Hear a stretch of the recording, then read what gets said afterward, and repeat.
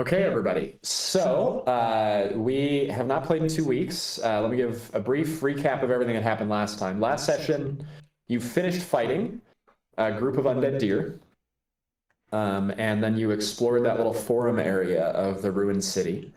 You found or you stumbled into a little plaza covered in orange moss that sort of burst into flame when you touched it.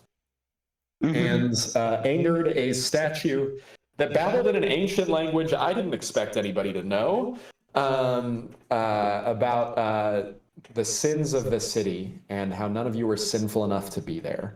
You did destroy that living statue, or the spirit of that statue. The statue itself is still there and still covered in moss and overgrown. But the spirit of the statue you slain. And then defeated.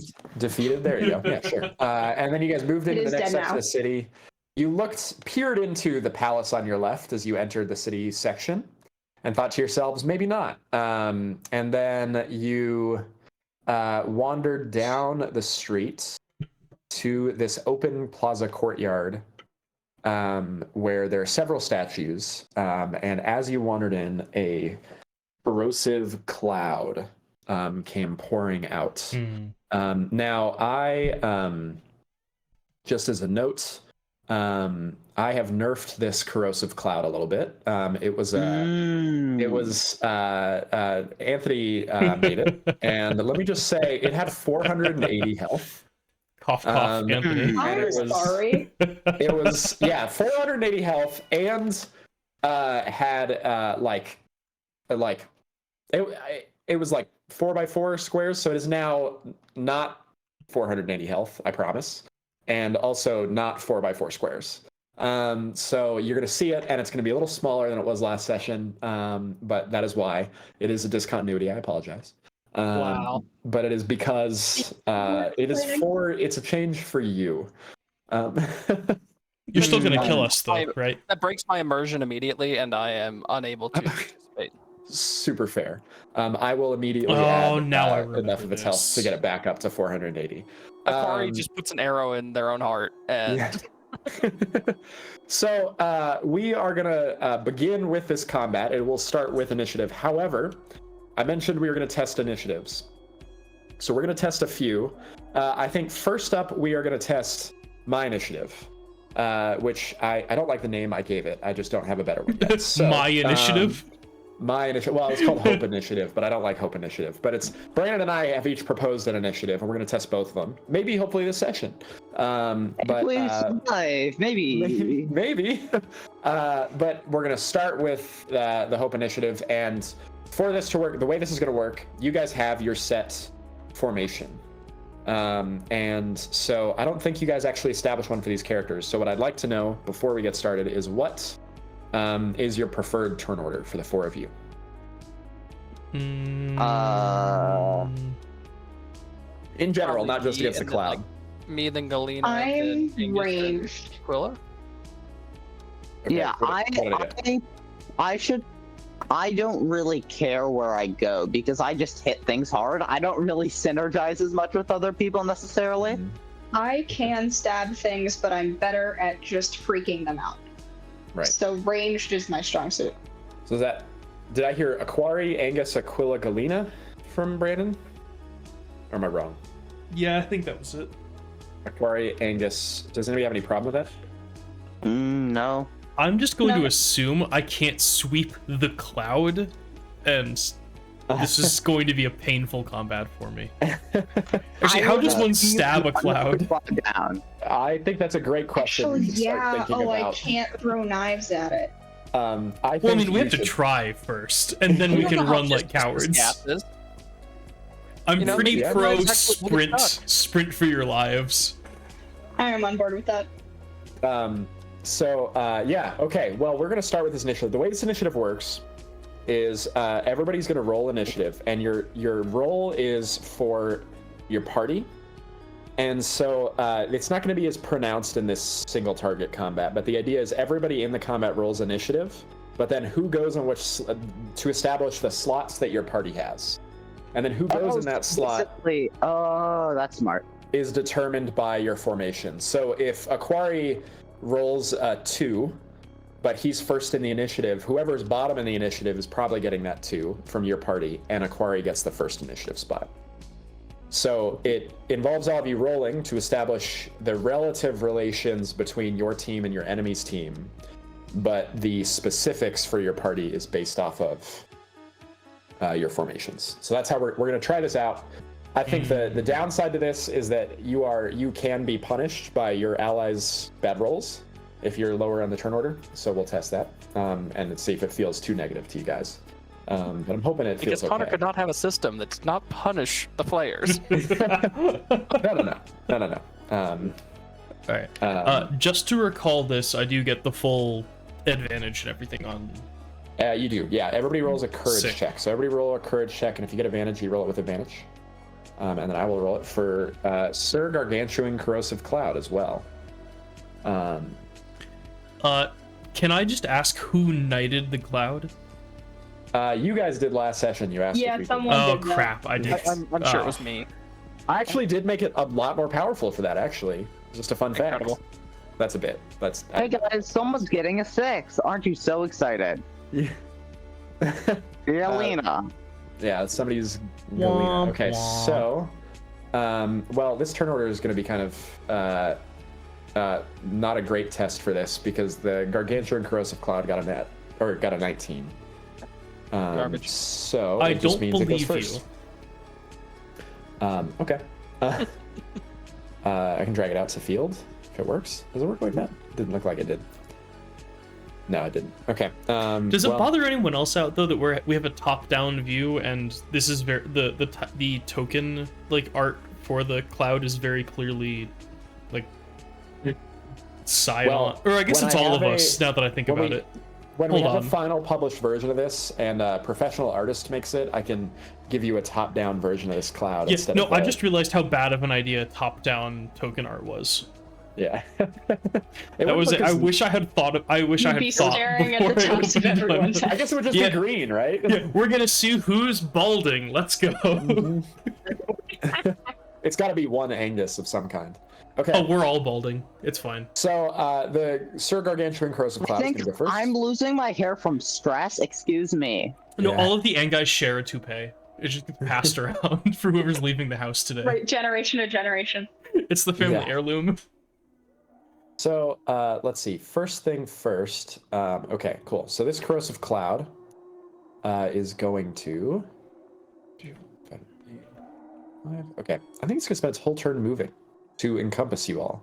Oh, or, I hate that. many Not of you. you all. I yeah, am safe. many of you. So this cloud rolls over all of you. And that is its whole turn. It cannot do anything. Oh, it actually can't even do that. So sorry. Oh, It's its only move got- speed sucked. Okay. Its move speed sucks, so I can't even do that. So it can get to Angus. But that does mean it has another AP. So let's see. It tired No, it doesn't. legs out. So yeah, it could only move up, but now instead it can attack Angus. So Angus. That's very cool. Let's see. Make me a power check. Oh, I can live with power. Pulling up my thingy real quick. So this is a trait check, so I get the full 9 yards. Yes. Cool. Okay, great. You pass. You're gonna take half damage on a success. Wait. Well, You are gonna take 3 Fine. water damage for your pass. water troubles. damage. Interesting. Water damage. Wait, water as damage? the- I have resistance. You Same. do. Mm-hmm. Great. Good stuff. Yes. So let's see. That proceeds next to Aquari's turn. Great, it's me. I am going to begin by. Oh wait. He moved within 15 feet of me. Exciting. I would like to as well have used my reaction to attempt to give him a level of pin Oh, do we- retroactively. Wait, I'm okay did with we already that. try to figure out if we can know anything about this guy? None of you have knowledge about folk fae, right? Nope. No. Then, You asked about that in the past. I think I did. My character yeah, is for going to the have so much folk fae knowledge. for the trash this time people. around. For the trash people, I asked. I think the problem is we keep making characters with the skill you ask about us needing, and then we end up not encountering the same creatures, and then it becomes irrelevant. Connor, Well, I hope that's you not are. my fault. You guys keep going to a different area. I hope you are so excited for the next Angus to have masonry and carpentry. I'm actually honestly there's so many masonry rolls. Excuse you can me. make. Excuse me. I have stonework 3. I'm so sorry. I'm trying to roll against pin. That's what I was trying to do. Yes. Yeah, you were. Okay. So it does not take any pin aquari. Your sling. You fire a shot off your sling, and it appears to just, go straight through the cloud and clatter off the fountainside. Well, I do it again anyways, just to see. Great. Okay. Yeah, it is your turn. So. Okay. Let's see. Add +2 more to that. I forgot to do the +2? first attack one. Yeah. Okay. Cool. That an 18 hits. Hooray! Wait, Connor, what's the ambient temperature? Of the cloud. Erect. No, the room. That is the room. The room? Oh, okay. So first of all, let's see. Aquari. Roll me a perception check. Is it useful to have touch? Against this cloud, not even a little bit. Hey guys, let's touch the cloud of gas. Well, Angus Yeah, is kind let's of touching poke the it. cloud of gas, given that Angus is fully subsumed in it. Aquari, with a 17, I'm going to tell you, it didn't look like that sling attack did anything. It looked like it whizzed effortlessly through it. Does it still have to roll against fatigue? That is what I'm trying to check right now. So don't worry. So I might be the only one who can do damage here. Don't even worry. It's all going to be This was gonna okay. have 480 health initially. I'm sure things would be fine. Yeah, thank you. Just a reminder, Anthony gave this thing 480 health, so And it cannot take physical damage, at least that we've seen. it is going to roll against fatigue. It's The it's cloud. Right, we gets can make the cloud tired. tired. it passes that check, but it does roll against it. All right, Connor, can you tell us the ambient temperature of this room? Yeah, it's kind of like damp, kind of cold, like being in a cave. Can I make the argument then that this cloud has passed over a bronze statue and should thus have a significant chunk of it should have condensed? It's the cloud. Yeah, I'll allow that narratively, but what you see is that the droplets that condense on the statue are pulling off and rejoining the cloud. Bullshit. All right. Well, that was my whole idea. That's all I got. Aquari, it did not take fatigue, but the fatigue could have worked. 1, 2, 3, 4. What kind of damage does condense do? I'm gonna take a 5-foot step Okay. and shoot it again. Great, cool. I thought shooting it didn't do anything. It This might one give it is a fatigue. 16, right? Moral victories. This one is a 16. Okay. If it can give it fatigue, that works. Incredible. It has it has a PD of over 16 and cannot be harmed by physical means. I appreciate you all Can I so be much. hurt by shooting stones into it? Okay. It is Angus's turn. Huh. Okay. Another stupid physics idea. I have a shield. Yes. It's basically can I attempt to fan away the cloud? I will allow you to It is a attempt it as part of a giant push. plank of wood. I will attempt you to try attempt that as part of a push action. However, I Deal. forgot something. Oh. Sorry. You started your turn within the cloud. What? Well, Well, way to go. no sense rolling that privately now, although I'm still going to. You take 4 damage starting inside of the cloud. There you go. All right, I will attempt but to I push will it allow you to- via fanning. Push it via fanning. Okay. I am going to give it a debuff. You're using your shield in your push attack. Yes. Push is Let me see. Yeah, I'm push is a 1-arm check. Yep. So you're using the shield arm specifically for it to push it 5 feet. I'm going to tell you, I'm going to give it a debuff equal to your power against this check, if that sounds good. Sure. Okay. I like the gumption. Your power's 2. Yes. So I'm going to give it -2 to power check against push. Yep, and my check DC is 13. It fails. It's going to get pushed back 5 feet. Sick. You blow the cloud back 5 feet. Are you pushing it? Which direction are you trying to push it? Does it matter?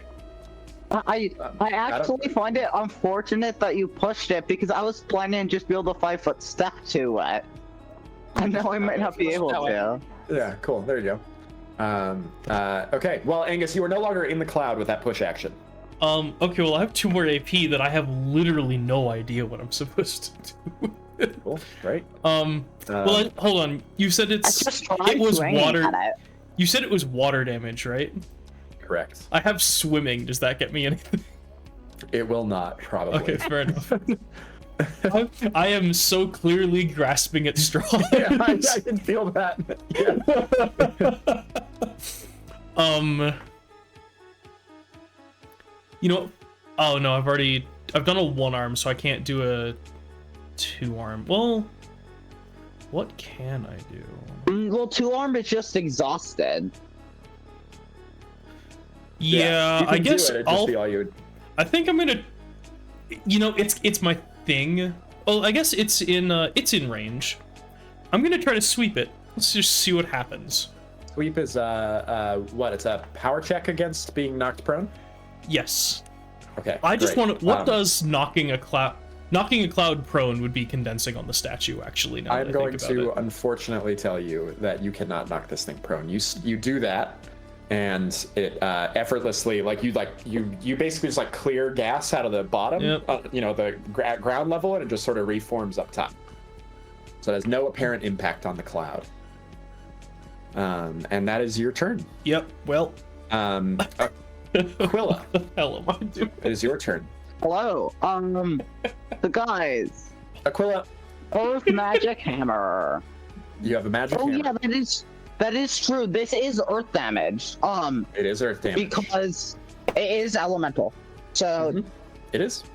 Can keep that in mind when I use one boost of 5-foot step and the other one to increase the damage of my hammer from 1d10 to 2d6. Okay.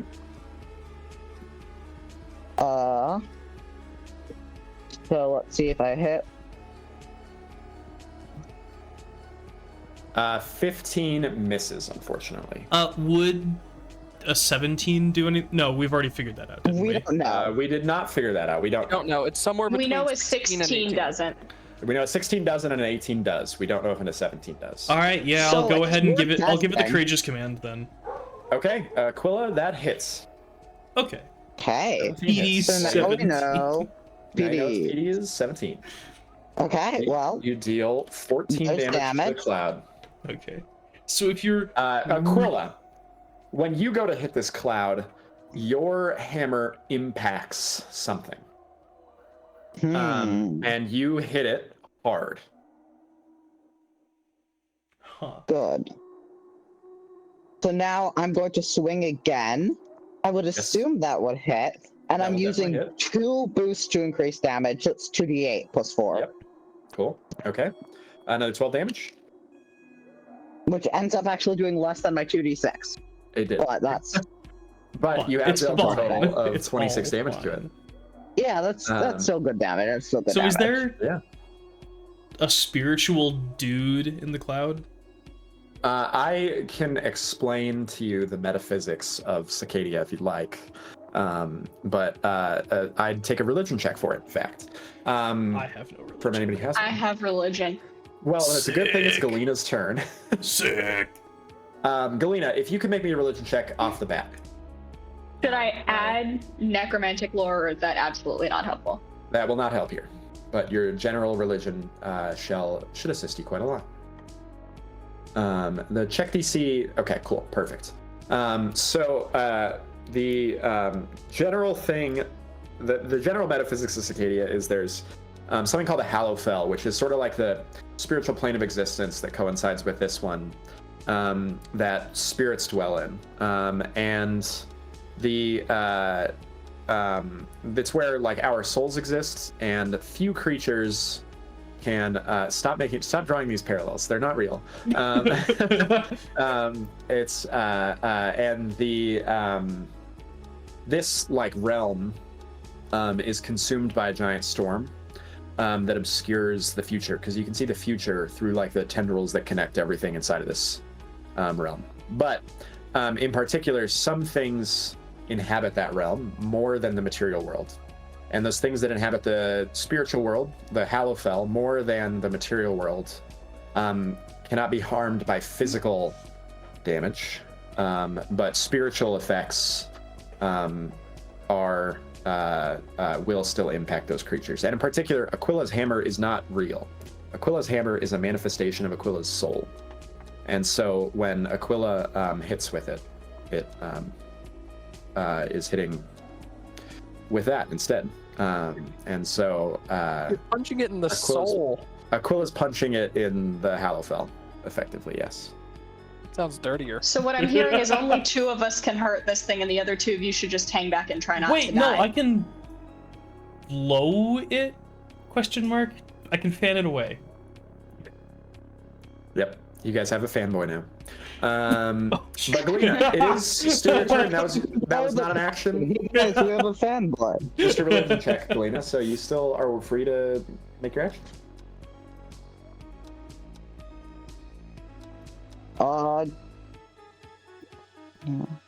That was pitiful. That will miss, unfortunately. Really, I couldn't tell. Sorry.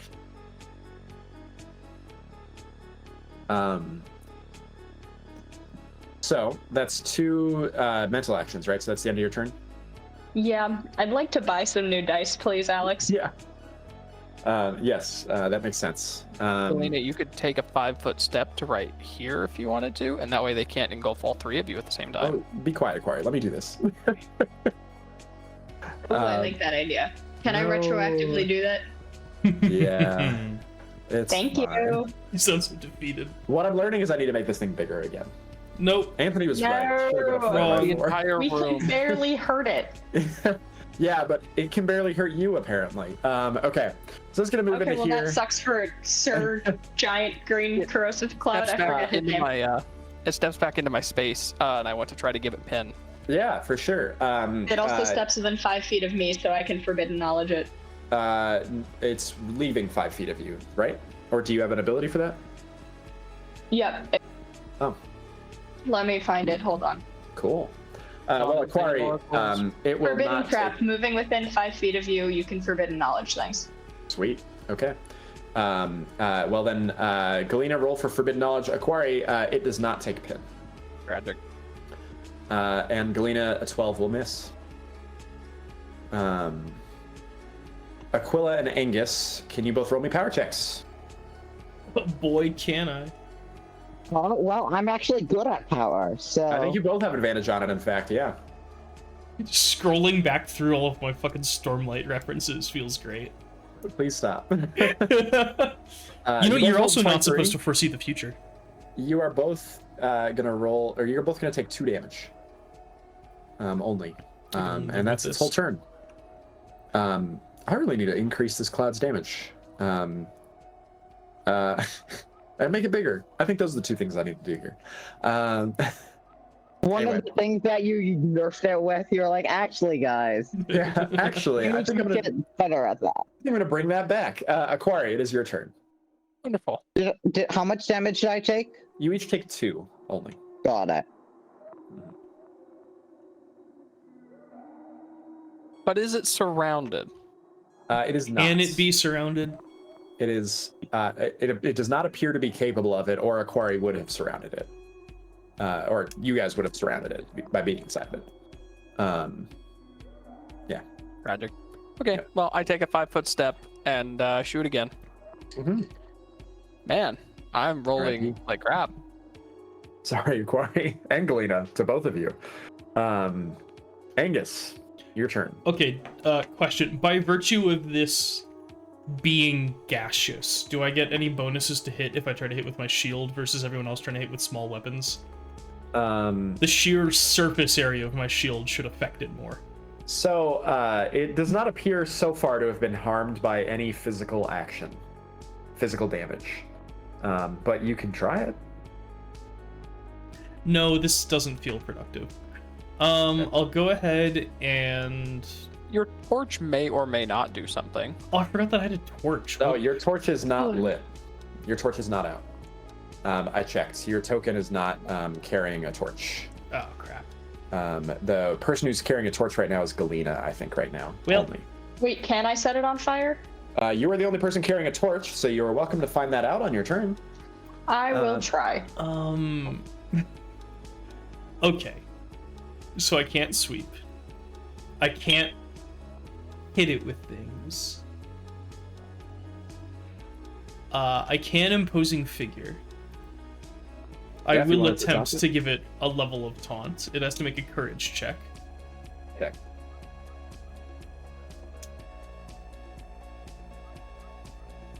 Fails. Takes one level of taunt. Okay. Towards you, which is hugely inconvenient for me and what I was going to do next turn. Yeah. Is my next move just to disengage and lead it away from you guys? Like, literally, what else can I do? Yeah. Cool, yeah, I will disengage that. Oh, hold on. So this will give Aquila an attack of opportunity as it leaves, right? Give Aquila. Oh, as it leaves towards you. Yeah, I've done the math right. Yeah. Yeah, well, I mean, that's literally, I don't know what I can do. Cool. Okay, Aquila, it's your turn. I'm sorry, Angus. You started your turn in the cloud, so you take one damage, and now Aquila, you start your turn in the cloud and also take 1 damage. Wow, I've rolled min damage on 4 dice in a row against you guys on this thing. I am not complaining for one. Karma. I know. But yeah, Aquila, it is your turn now. Okay, I am going to... So, from moving from outside of it to no longer outside of it, does that count for attacks of opportunity? You mean inside of it? Yeah, from inside of it to no longer inside of it, but still next to it. You have to leave 5 foot within 5 feet of its range to outside of that. Got it. Also, so I think I might just stay in it. Okay. And then, because it's gonna move out on me, so... Because I got haunted, so... Well, that first attack doesn't go well. So that would miss. However, Aquila, you are... Oh, I am kind of inside of that. You are fully subsumed in cloud. So even though you would miss it, you hit it instead. Roll damage. Well, let's get some damage. Okay. And you cannot miss the cloud being in the center of the cloud, is what I'm saying. Aquila uses flail wildly. It's super effective. I'm going to attack again and be very thankful that that cloud exists. You couldn't possibly miss it. You can flail your hammer wildly and you hit it. So you dealt 26 damage to it on a nat 1 and a nat 2.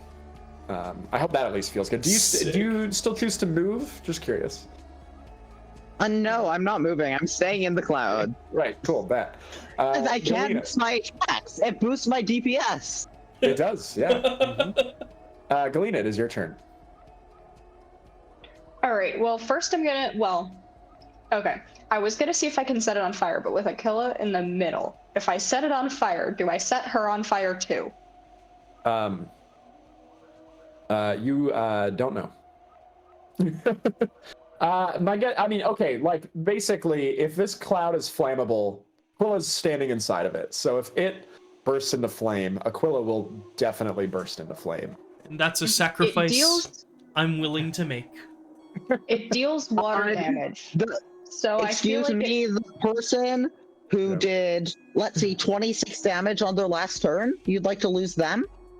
Well, no, but what if Galena, though, does like 200 damage? Fire is not going to do that much damage. It deals water damage, so I highly doubt I can set it on fire. That's very deal true. water damage. So. But I can't swim through it, so Neither can I. Yeah. All right, so, I'm going to 5-foot adjust, so I'm not getting the thing that makes your attacks worse. I forget English. Oh my god. We're going over here. Okay. You 5-foot adjust away from it. Yes. Okay. Great. Nothing happens. Oh, it doesn't have an attack of opportunity. Perfect. It is Cloud. That misses again. We're gonna try again and hope it works this time, please. That hits. Yeah. And I have to check my damage dice. Please hold. No worries. Aquila, as this damage happens, you are standing in the center of the cloud, and you see like a vibration in the cloud as it takes this damage. The cloud itself sort of ripples in like agony. And it takes 10 damage. Okay. Well. I think that's Galena's whole turn, and it's Sir Gargantuan Corrosive Cloud's turn. It is taunted by Angus. 5, 10, 15, 20, 25. So it will leave Akila's range. Akila, you can make an attack of opportunity against the cloud if you would like. Gladly. And then Angus, make me a power check. Somewhat gladly. An 11. So you only get to make the attack, Aquila, when it's leaving your range. So you are no longer surrounded by it. Yeah, that's I assume. That was a crap turn for everybody. It was, except the cloud. Angus, take 14 damage. Oh, cool. I'm downed. R.I.P. That's the cloud's whole turn. Gross. Feels like Cloud got a sudden power up. It did not get a sudden power up. It just rolled really well, and you guys rolled really bad. I'm gonna go text Anthony real quick. Sure. If there's a power up, it would be Anthony's fault.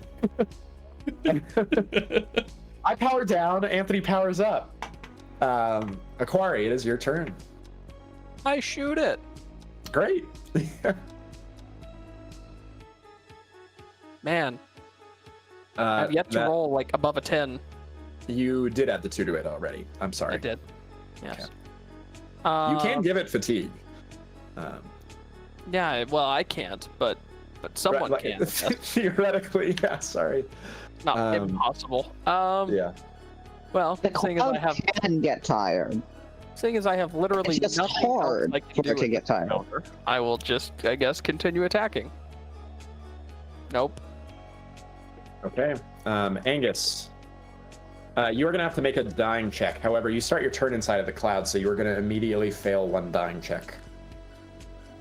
Hot. So you take damage for starting your turn inside of the cloud. All right, it's d20 plus 2. Yes. You pass. Fight me, Cloud. Nice. Okay. It will not. It is Aquila's turn. It's physically incapable.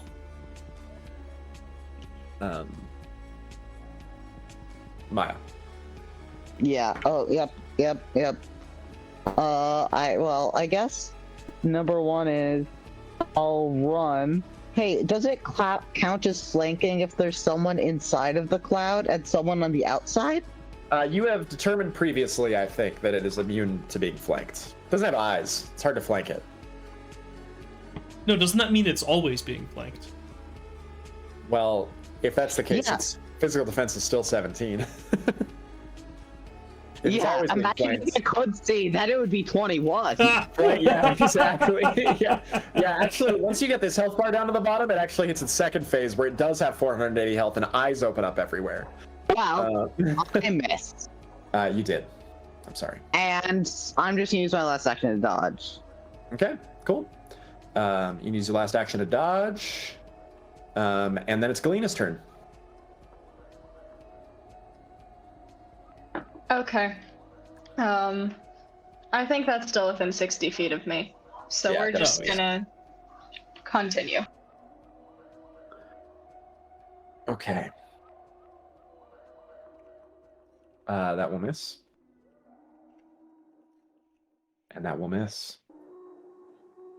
Did I you just guys, like reload roll 20? What do you guys think? collectively, you guys are rolling so bad this combat. I'm so sorry. It's because I'm here.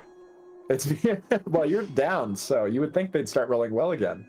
The Sir Gargantuan corrosive cloud is going to fully surround Aquila, and Aquila, make me a power check.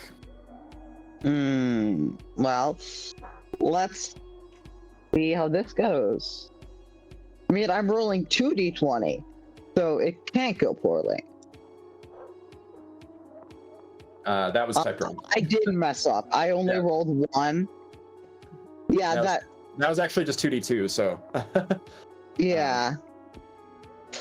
Yeah, I'm like, that feels way too low. Yeah, it does. Aquila, you are only going to take 4 damage. You half it by successfully beating its check DC. And that's its whole turn. We go to Aquari again. So, I don't think we're surviving this combat, guys. That's fine. My next soldier is so baller. Literally, the only thing that has to happen is that Aquari and Galena have to start rolling above like a 3. And You are asking so much of us. Aquari, you hit. And it's going to make a power check. What's your check DC? 13. That hits. Or it fails, sorry. So it takes 1 level of fatigue. Does not take damage, but it does take the fatigue. Well, that's what I've got for you. Okay. Angus, you are downed. Roll me another dying check. No, wait. Something went wrong there. Sorry. Galena, your turn. No, that can't be right. No, I did Aquari. Yeah, it is Angus. Yeah, it is me. I did. Cool. It is I continue Angus's not turn. dying. You continue not dying. Aquila, it is your turn. Fully surrounded by cloud. Well, as we know, being fully surrounded by a cloud makes it really easy to hit. Yep. Roll the hit in case you crit. Yeah, I'm still am. Cool. That hits. And that hits. Yeah. So, and I'm going to be using both my modifiers and both of them to increase damage. Cool. So, I forgot a brace. Okay. So that's respectable. And 12 damage. Okay. Awesome. Great. That's Aquila's turn. It is Galena's turn. All right, I don't even know anymore. You've rolled 6 times and hit once. You've rolled 7 times and hit once. Thank you for the live update. Sorry. Is this No, it's really funny. It's really funny. Okay. You've hit 8 times and hit once. It is Sir Gargantuan Cloud's turn. Sir Gargantuan Corrosive Cloud is 1 level of fatigue, so the only thing it can do here is... and Aquila, I'm so sorry. You did take a d6 of damage for starting your turn inside the cloud last turn, so you should have taken 1 damage at the start of your turn. I rolled them in again. And then make me a power check against it dealing water damage to you. Yeah. I'm not going to change my damage until... Yeah, cool. No worries. After. Yeah. I forget, what were the 2 types of Curiots we could have been? Toad and boar. Yes. So you are going to take 6 damage. And that's its whole turn. It will lose its fatigue, but that's all it can do. And then it's Aquari's turn again.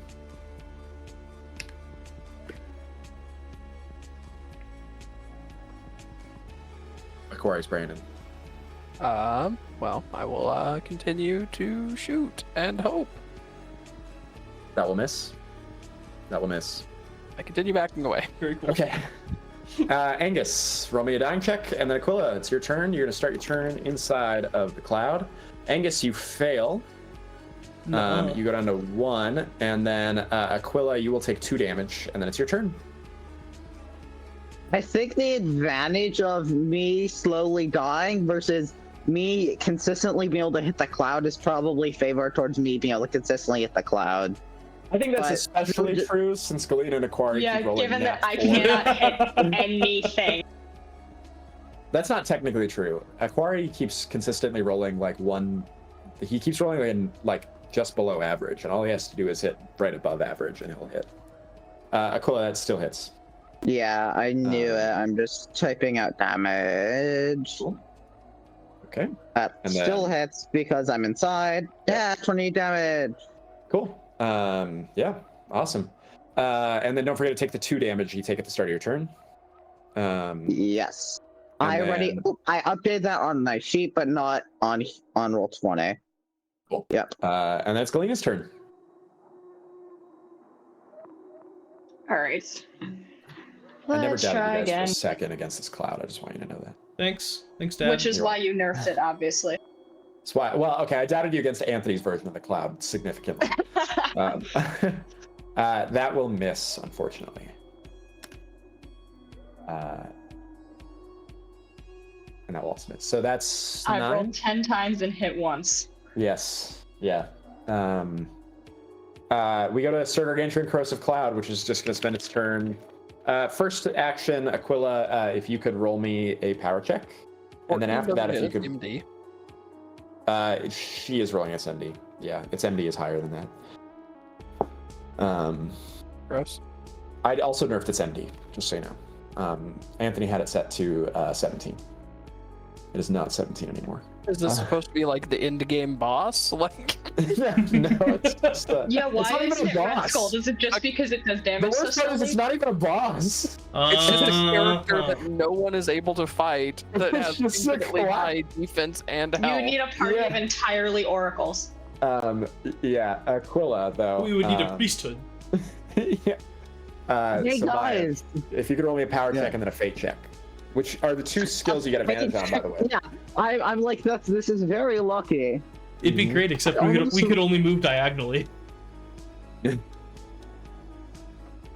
I almost rolled a 22d20, and I'm like, I think that's a bit high. Yeah. I could take the first 4, I guess.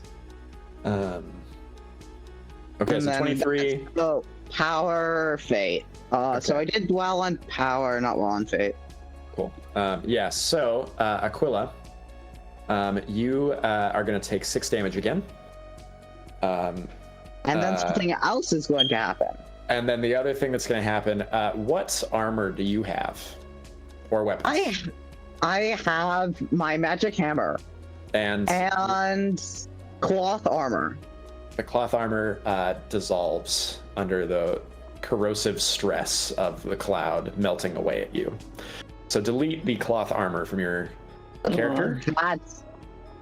That's bad because that's a progression item we spent money on. It is. I'm gonna remove from 3x class stats to 2 The in cloud your ate it. inventory.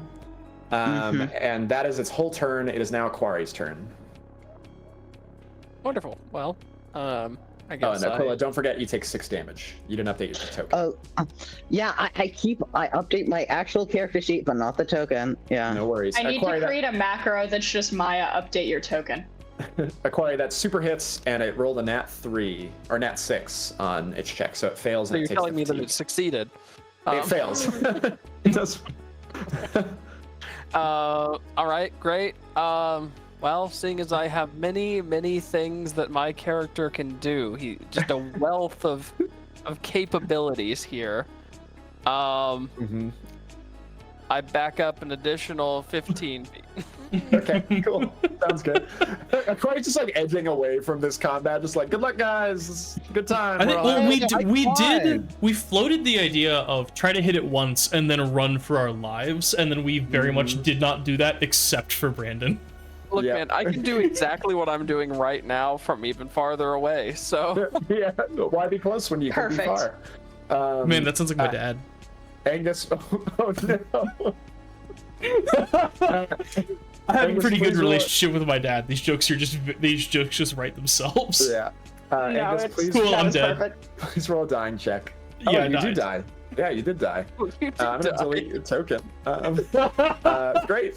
Aquila, you start your turn inside of the thing. You are immediately going to take a d6 of damage. Well, it's tragic that I'm the one screen recording now. This time it's 6. So Aquila, you immediately take 6 damage at the start of your turn. Connor, is there something you can do to make it so I can see stuff, given that I'm the one recording? Yeah. Oh, are you recording your own screen? I thought you were recording Brandon's. No, I'm recording the game in Roll20.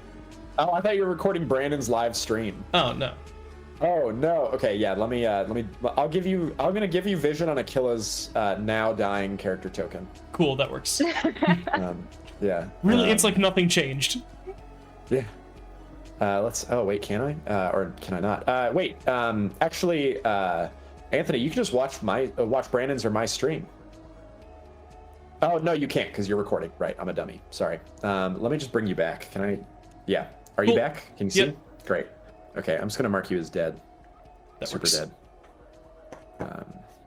Okay. Okay. Matt is recording Anthony. He's just recording his screen. Yeah. Okay. Well, Aquila, you take 6 damage at the start of your turn. That's Maya. Yes, 6 damage. I am then down. Yes. So that is your whole turn, and then we go to Galena. All right, let's see if I can hit.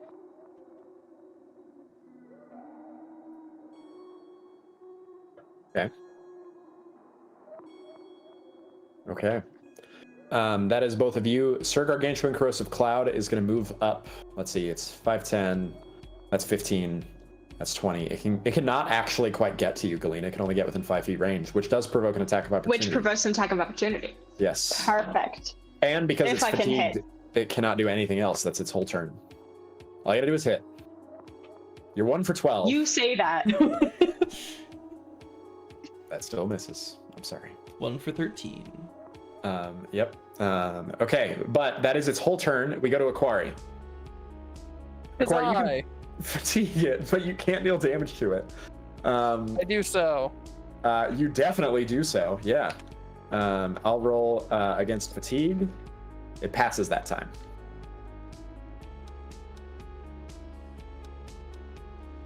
Oh, well, if it passes, then I'll just back up 5 feet and try again. Okay. It passes again. Seems fake. It does seem fake. Aquila, roll me a dying check.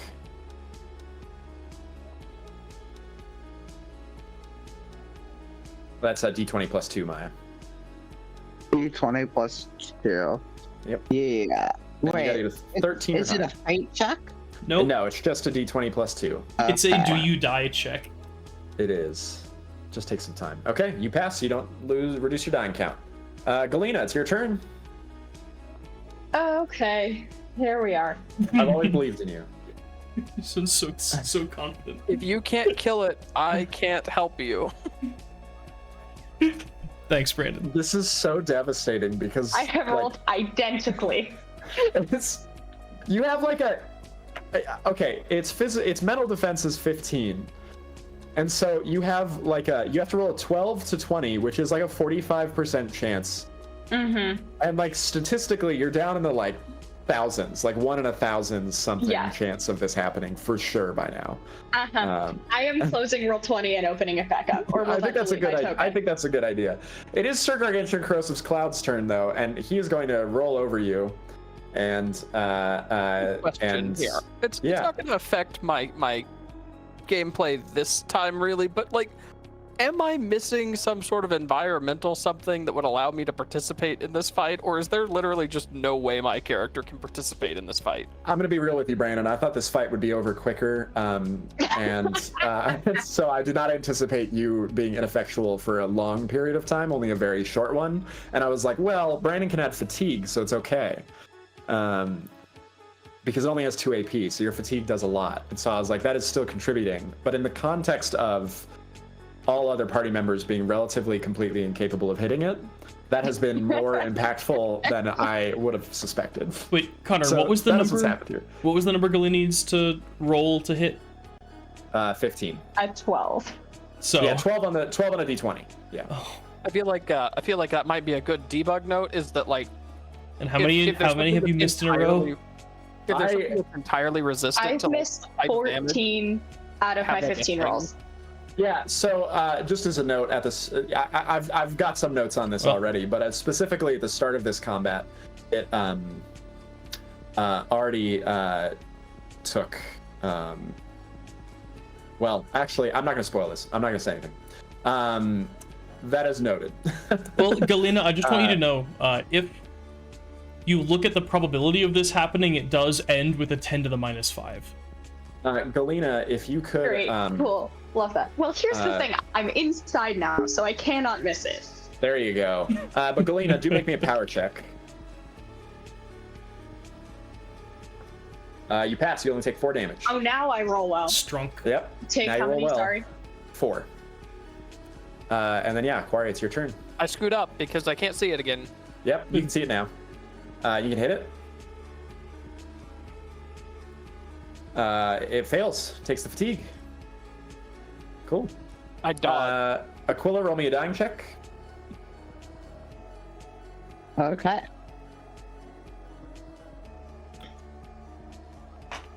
You take 1 loss. But you're not I am now dead. dying more. Galena, you start in the cloud, so you are immediately going to take 1 damage. And then it is your turn, and you are dead center in the cloud. So I still roll to hit in case I critically hit it. Correct. But it doesn't. Okay, cool. Yeah, but only in case you critically hit. You do not critically hit, but you do hit. Yep, thank you. Mm-hmm. Cool. And I'm just gonna attack it again, I guess. Cool. You critically Oh, hit. now I do. Would you? I guess the only thing you do against this thing is max damage. Do you want to do 11 damage? Yes, please. Okay, cool. That's your whole turn. The only thing it can do is force you to make a power check. It cannot do anything else because it's fatigued. So make me a power check.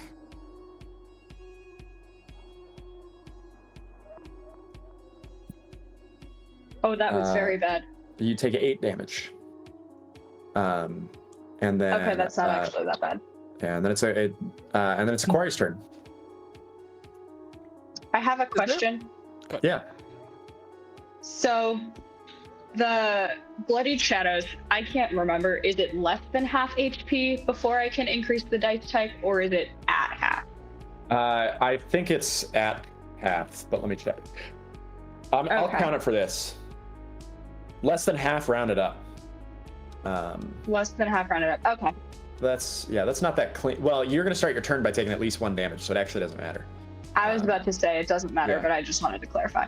Yeah. Aquari, it is your turn. Great. Is there any action that I can provide to like stabilize Aquila?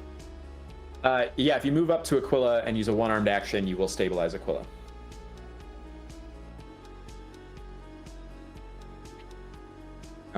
There's a stabilize action that does just that.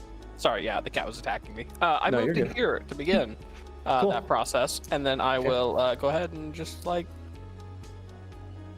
not do anything. I Okay. continue to dodge. Great. Aquila, roll me a dying check. As long as you don't roll a nat 1, it looks like you're going to be okay. Let's not go that far. Yeah. Maya. Yeah. Dying check. Yes. Yep. I'm also realizing I can't do math. It was supposed to be 12 for max damage, but we can just leave it. Oh, I'll subtract 1. That's no problem. Easy math. Aquila, you do take 1 failure. Still alive, but not very much. So, Galena, you are going to take 2 damage at the start of your turn, and then it's your turn. Okay, great. So I automatically hit this thing and I do 1d10 damage. Right. I like this. Roll to hit. That hits.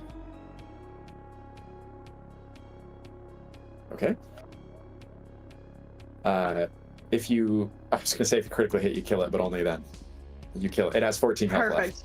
So 14 health is damage is what you do, right? On a max. Yes. 12, I thought. Or no. It's a d10 now because I have less than half health. So at the dissipation, at the final hit, the cloud fully dissipates into nothingness. and Aquari is able to move up and preserve Aquila without any trouble. So Aquila, you're going to come back up at 1. Angus is dead. We got So I Angus- should run into the cloud now. That would be very productive. I mean, do you want me Galena- to pause recording and then switch over to Brandon's screen and just start recording that? No, I think you're okay. If you could just move yourself around with the party as I'm a the ghost. shambling husk you Fuck are, yeah. that'd be great. All right. Cool. Yeah. But yeah, for the rest of you, Angus has left this mortal coil. And yeah, Angus you guys has left the building. Yeah, Angus I is imagine someone's just carrying his corpse with us. gone. Just in case. Yeah, so who knows if you need a corpse. the rest of you guys are able to stand here. I think you've used all of your quick rests. Yes. Yeah. Yes, we have. Yes. Indeed, we have. So But I'm you still are at 1 health. you're at 1 health, but you guys are in this open courtyard thing. You have survived and defeated the cloud. Yeah, so there's the bottom of this courtyard here is this doorway into a chamber or hallway, perhaps festooned with these yellow mushrooms. It looks like, and then Statues? the statues. So let's see. Let me see what I can tell you about the statues. Great question. There is a statue in the center, which is set into a fountain. The statue in the center is of the god of the sea, Phazun. Ooh, that's a new one. And We're yeah, out now that we're out of combat. I can write stuff down about Green Cloud. you absolutely can. What would you guys like me to write about Green Cloud? Physical attacks, bad, need magic-y stuff. Mm-hmm. The clouds seem to get tired. Mm-hmm. Yeah, tired clouds, normal. Whiny British aristocrat dead again. Right, that one dude that just keeps showing up. There's just like 8 of him that I've watched get lowered in the pit by now. Yeah. I think it's 5 technically. Okay. Yes, because I started on the 3rd, right? You started on Oh, the that's 3rd, right. Yeah. and that was the 6th, 3rd, 4th, 5th. So I guess it's 4. Yep. And, Okay, so I have found Green Cloud, physical attacks do nothing, mind and magic damage do things, can get tired, can't surround. You may also, just as a note, consider putting a note in there about where it showed up. I have no idea where on the map we are, if I'm being honest. Oh. So if you leave the if you come up the stairs from the little causeway, so you go in the bottom right corner of the big map that we start on when we get lowered down, and then you go just a little bit further to the east, then you'll end up at a set of rope. You climb that rope, that's where the deer are. Then you proceed southwest past a trash heap, which there's a little monster inside of, and down that alleyway, and then you end up here. So it's down from Trash Monster. Mm-hmm. Yeah. Okay. Also, this is a bridge. I think I might have. Yeah, it's a bridge right here. I don't know if that. I guess this is an alleyway, but there's a southern bridge here that might also be a convenient landmark.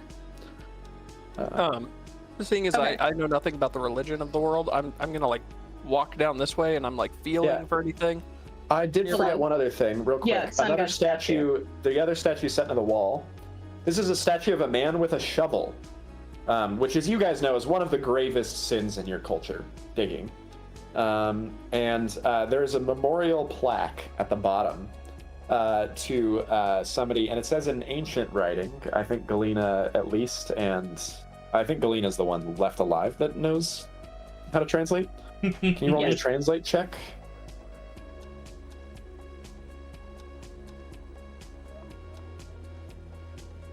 Sick. Okay. This is a memorial plaque to the founding canal-dayer of Teko Aua, the city of Sin. And he is known for creating the irrigation system that allowed the city to flow, is what the plaque reads. So And it says specifically that he is memorialized at the irrigation subsystem.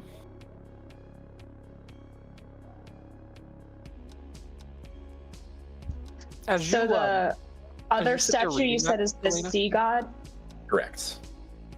Can we know more if I roll a religion check? I can just tell you about you've rolled high enough here. I think I can just tell you. So this is the god of the sea and deep ocean specifically. He is a vengeful trickster god, but more like a playful. He's more like playfully trickstery and easily upset. But not like vengeful. Yeah, he's like a trolly kind of vengeful. And there's many stories of him rising up from the depths to play tricks on people. But he's also associated with water in general, and so irrigation systems like this might hearken to his image. I think that's the main things you would learn. It does also appear to be on the same rotating kind of dais as the statue up here was. Ooh, let's push him. Yeah, roll me a brawn check. Anybody with brawn? Me? I have survival, so if anyone else has brawn. I do not. I have brawn. You're dead. Be quiet. I push it in Angus's body. I have brawn. You have brawn? Okay. Brawn 2. Maya, feel free to roll me a brawn check. 1d20 plus. I think it's 10 if you have 2 levels in it. Yeah, it is. Cool. 24. Great, yeah, you easily can rotate this statue to face any direction. It still does nothing. Though the statue does continue to... it's like a brilliantly shining statue of bronze, but it does not itself do anything. I tell you to continue rotating it, and I would like to run all the way to the other one. Okay. I am going to continue rotating this statue, just kind of slowly in a circle. We're splitting the party.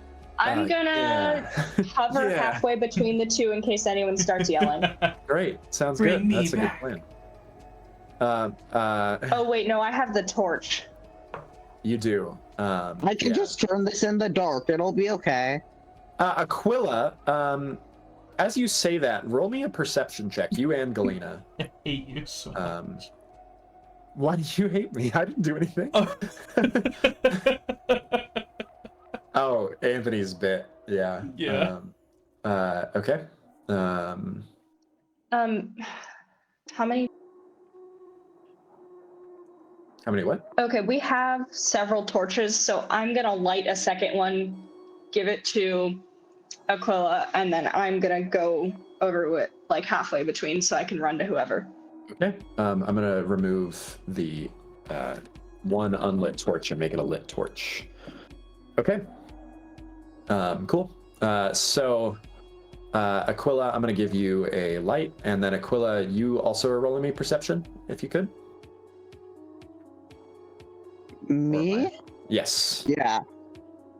That seems scary, and I don't know why I'm being told to roll things. But in the moment when Galena said, I have touch 1, is that useful? No. Not for what I'm trying to get you. Yeah, okay.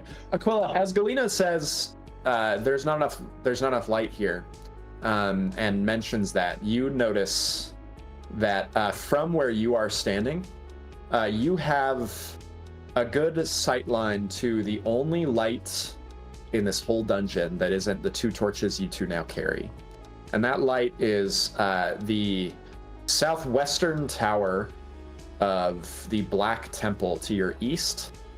There's a thin ray of light, of moonlight, that pierces through the Great One's husk overhead and pierces the southwestern tower. And it's like a thin ray of moonlight, like a beam of light, basically, that pierces that southwestern tower. And you can see it clearly piercing the top of that tower from where you stand next to this statue. Yeah. Aquila, are you gonna yell that at me? Yeah, I guess. Like, I don't see a reason not to. Which direction I is don't it? see a reason why. Southwest? It's the southwestern corner of the temple, the Black Temple to the far east of Aquila. So it's like off this map to the east of Aquila by, I don't know, several hundred feet, probably. Okay. So, but in the meantime, Aquila and Aquari are going to try rotating the statues together. Yeah. Yeah. Is there any effect of rotating one on the other? No. Okay. But I like the thought. I come back. Okay.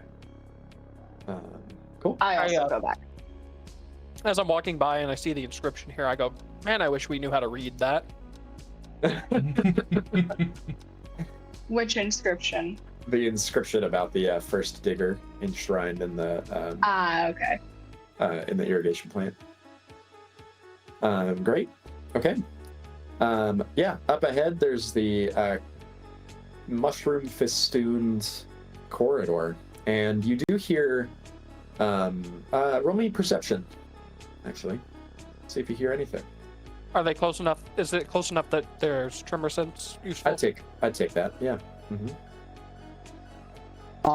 Should I roll as well? You're all welcome to, yeah. Okay. Well then, I will, because more rolls mean higher chance of success. Well, I won't be contributing to that, but... Okay. Cool. So, Aquila, yeah, you don't hear anything. Galena, you do hear... Galena and Aquari, you both can hear the sounds of something up ahead. Aquari, that roll is so good, I'm going to tell you. You hear the sounds specifically of 3 somethings you can feel moving separately in a room not far from you. Which direction is that? Is it like west of you? Oh, like over here? Yeah, something like that. Maybe a little bit further down. Okay. I kind of tap everyone on the shoulder and hold up 3 fingers and point this way. And I then shrug and say, Cowabunga?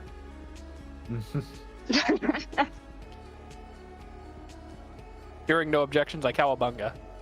I sprint into the room. Cowabunga, verb. Okay. Give me one. I stick with since I have light. I don't need light. We don't need light where we're going. Yeah, we don't need. Yeah, there. Thank you. Okay. Cool. I gotta mark some stuff real quick. I didn't realize on here, so I'm gonna got little shoddy markings for the meantime. Okay, you cowabunga in here. First thing you guys notice, Aquila, are you keeping up? Yeah. I mean, the only thing that would happen is I died by being alone at 1 HP. Like, there's no reason for me not to follow. As you guys enter this room, Galena, as you guys walk into this room, Galena, you turn to your left and you see this like large yellow mushroom, think like a chicken of the woods mushroom hanging off the wall. And it puffs gently as you walk past, spraying your face with some orangish powder.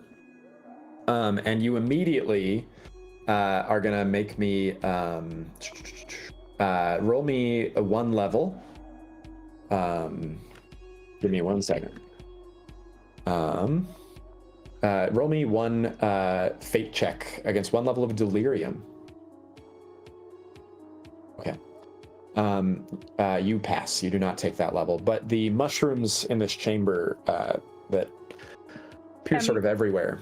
The one that puffed at you was glowing dimly for just 1 second and then faded after it puffed you. Although I think Natalie didn't hear that because she's just messaged in chat that her headphones died. So I'm going to hold for 1 second. Aquari, you are welcome to continue moving up if you'd like. Okay, I'm back.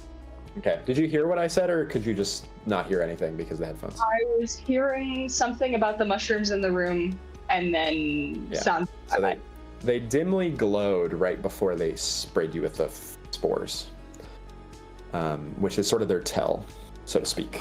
So, yeah. Am I aware what getting sprayed with this would do to me, or do I just know that it tries to hit me with things? Right now you just know it tried to hit you with something, and your mind felt a little fuzzy, but you were able to fight it off. Okay. Yeah. Cool. Okay. So let's see. Aquari, you still see more of these mushrooms. None of them yet appear to be glowing, but as you get close to them, one on your left, over along the wall, begins glowing dimly. Right over here. I shoot it with a sling. Okay. You shoot it with a sling, and the patch bursts in a small puff of light, and the spores gently fade to the ground without affecting you, and the light disappears. So that did seem effective. Say, funny lights, and just keep walking. Cool. Sounds good. You step down. There's a little doorway down here, I think. I'm gonna kind of walk around to the side, like this way. Okay. Cool. Aquila, you're holding a torch. You will have to drop the torch to summon your hammer, just as a note. Okay. And then I don't like that you mentioned the fact. Don't worry. It's nothing to worry about. Yeah. Aquari, you see a doorway that leads into a dark room. Although, there is little, let's see. Give me 1 second before we move in here. Let me make sure there's no glowing in here. I think this room is actually going to be suffused with like a dim glow. And let me smack that in there. And I'm going to set my torch down and pull out my hammer. Okay, great. I'm going to lean it against a part of the wall, such as in not touching any mysterious mushrooms. Cool. Okay.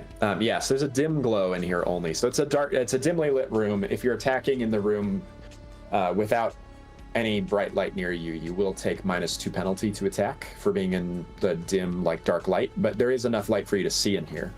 Well, and what you see. Go for it. Isn't Galena still carrying a torch? Galena is, yeah. So as long as you're, you should be good. Okay, good. I don't think it's going to be a problem. But you're dropping your torch, so I'm actually going to put your torch on the ground, right here. And that torch is 15 and 15. Okay. Did I say light to see here? Sorry. Well, Galena and Aquari, you look in. The main thing you see, Galena and Aquari, as you look in here, is Aquari hasn't seen it yet. Galena, you can see there are what looks like 3 skeletal creatures, just absolutely festooned with mushrooms, crowded around what looks like a massive brass wheel set into a stone plinth that could be turned and rotated. That stone plinth is covered in mushrooms. And so it looks like the valve itself would be very difficult to turn without either a lot of force or a lot of brawn, perhaps, or clearing out the mushrooms covering that valve. And the stalks, the mushroom fungus things themselves have not yet stirred at your presence through the doorway. Cool. What do you guys do? Well, are any of us gonna know what to do with that giant wheel?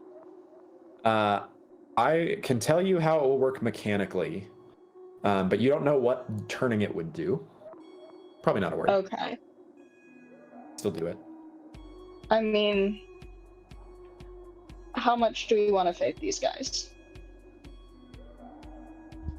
I mean, I'm okay with it, but I'm also curious, Connor, about these different plants that are different colors that you. I just moved into the GM layer because it wasn't as good looking, but I will tell you narratively, the mushrooms here, the ones that look like the ones in the room you're in, they are the same yellowish kind of mushrooms that give off the orange spores in little fine bursts, and then the bigger green mushrooms similarly are glowing and giving off spores, but the spores are a different color.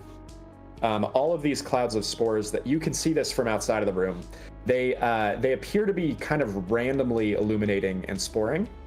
However, they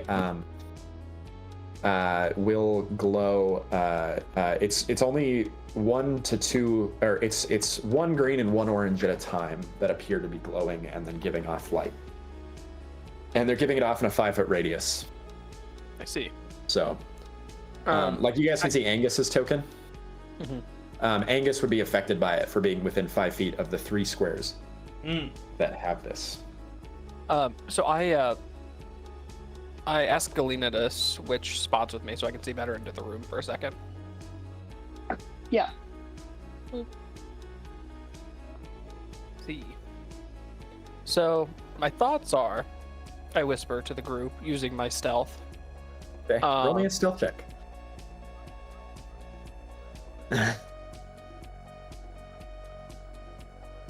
Cool. Aggressively mid. I just say, guys, so like I could like make this area right in front of us where they can't stand here and like they get hurt if they do. We could like hold the line right here, shoot them while they're running. Thoughts? I mean, I'm on board. Aquila. Yeah, I mean, I guess. I yell, "Cowabunga!" and I shoot that one. Okay, great. We're gonna start initiative post your attempt to hit that. But let's take a 5-minute break. Come back in 5. Cool. If that sounds good. All right. Yeah, sure. Cool. See you guys in 5. Cool.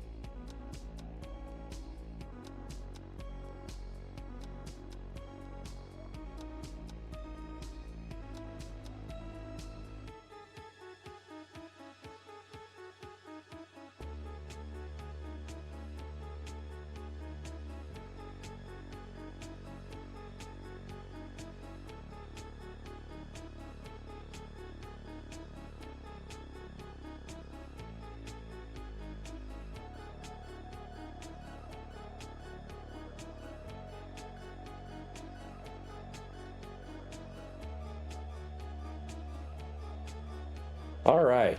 Is everybody back? No, Cool. Bet. Yes.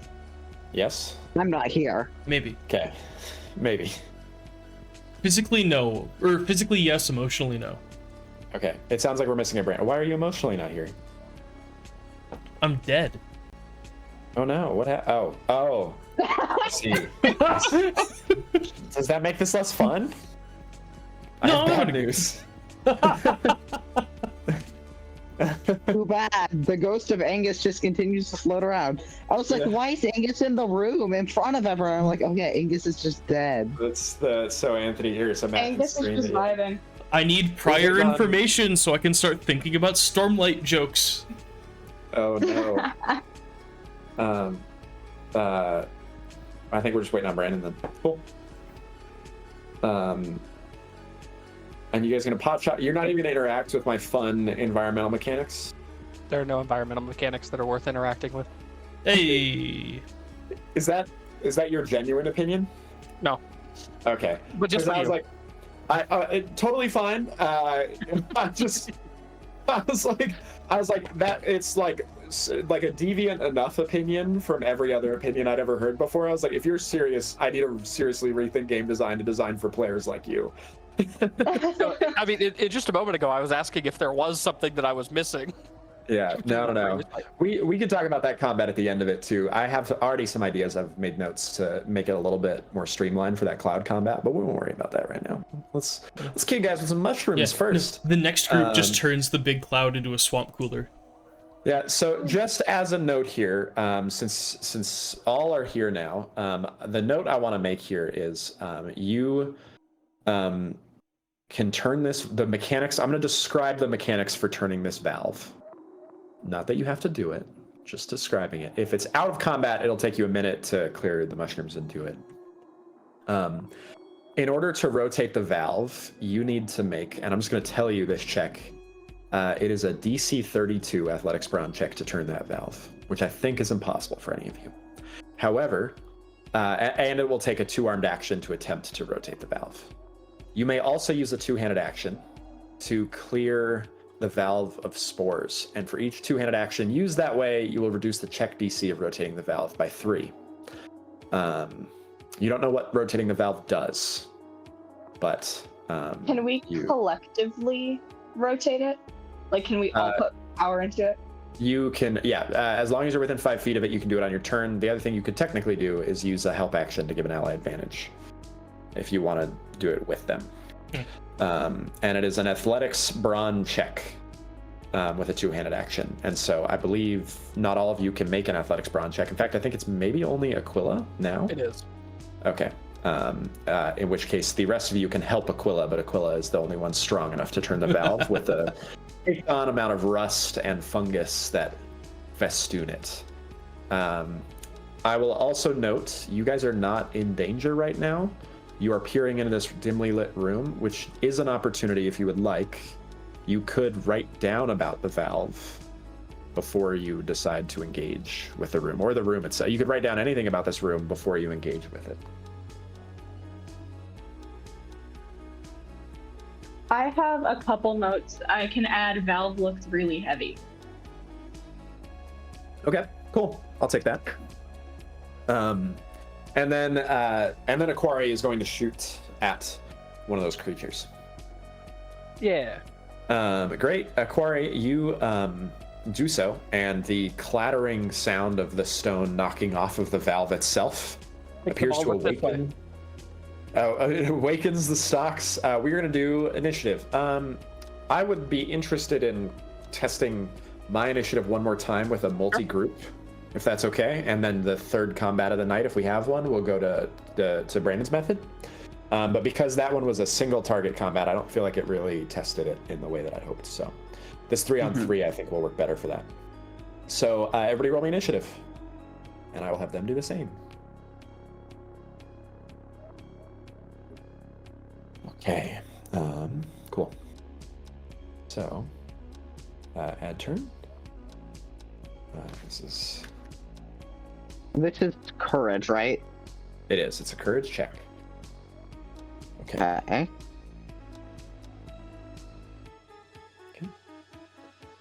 And then I've got... Okay.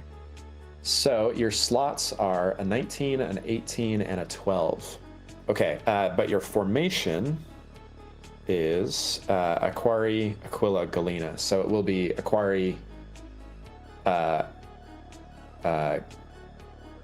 Aquila, Galena. Okay, cool.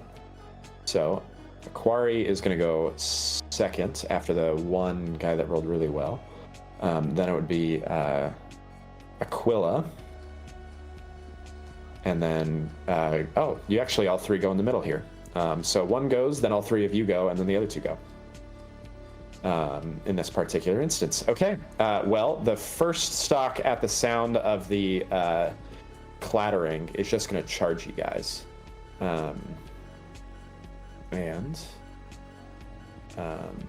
Okay, cool.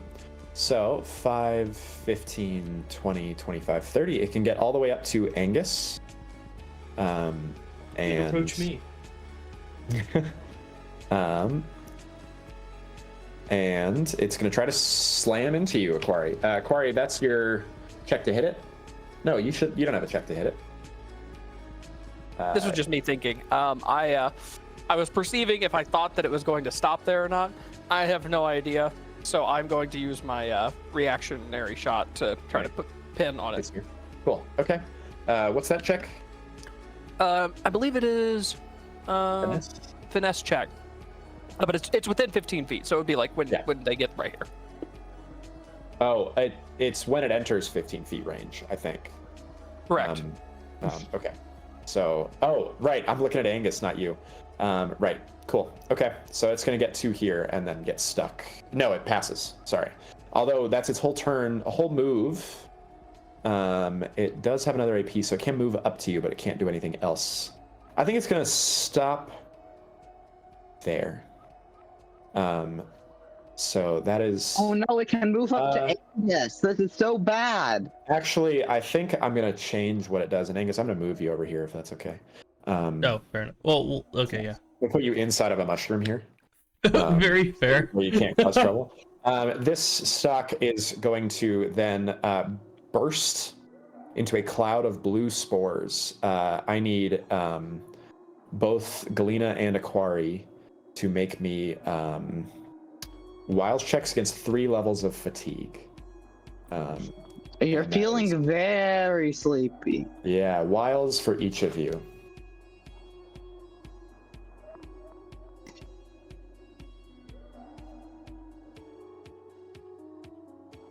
I had 3. advantage and it still sucked. It's you roll me 2 more, Natalie.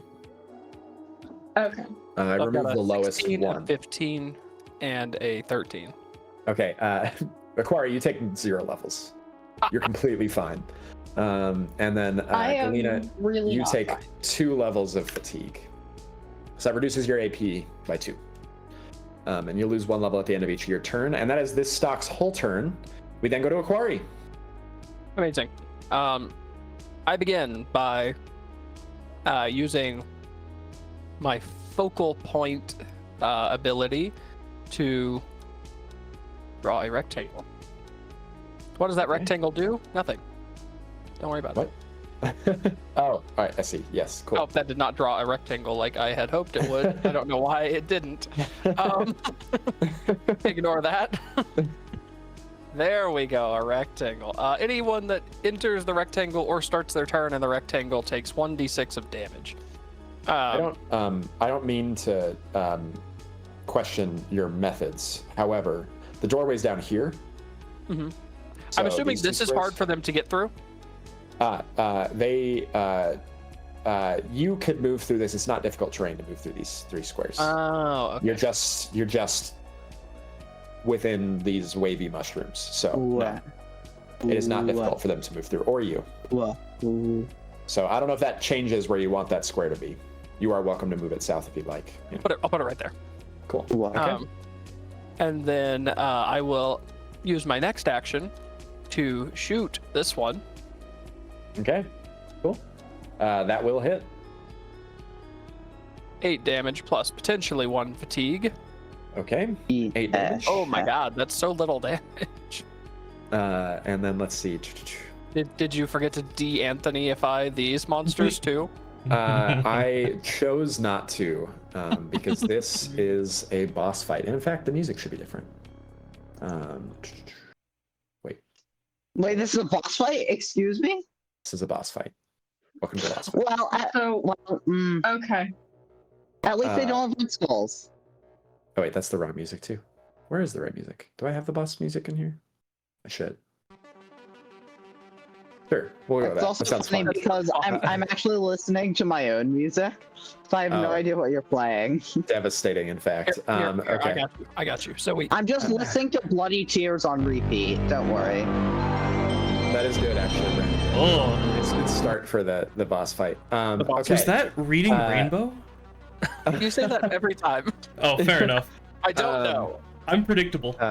So let's see. It takes damage, and then Does it take fatigue? that's the question. And it's a power check against fatigue. I always Great forget. question. Okay. Let's see. It is a finesse check. Finesse check. Okay, it does not take the fatigue. Garbage. And then I think we go to Aquila, right? I've got one action left, bro. Oh, you do? Never mind. It's okay. I Hit just it. dodge. Okay, cool. You dodge. Then it is Aquila's turn. Aquila, you cannot move through your allies' squares.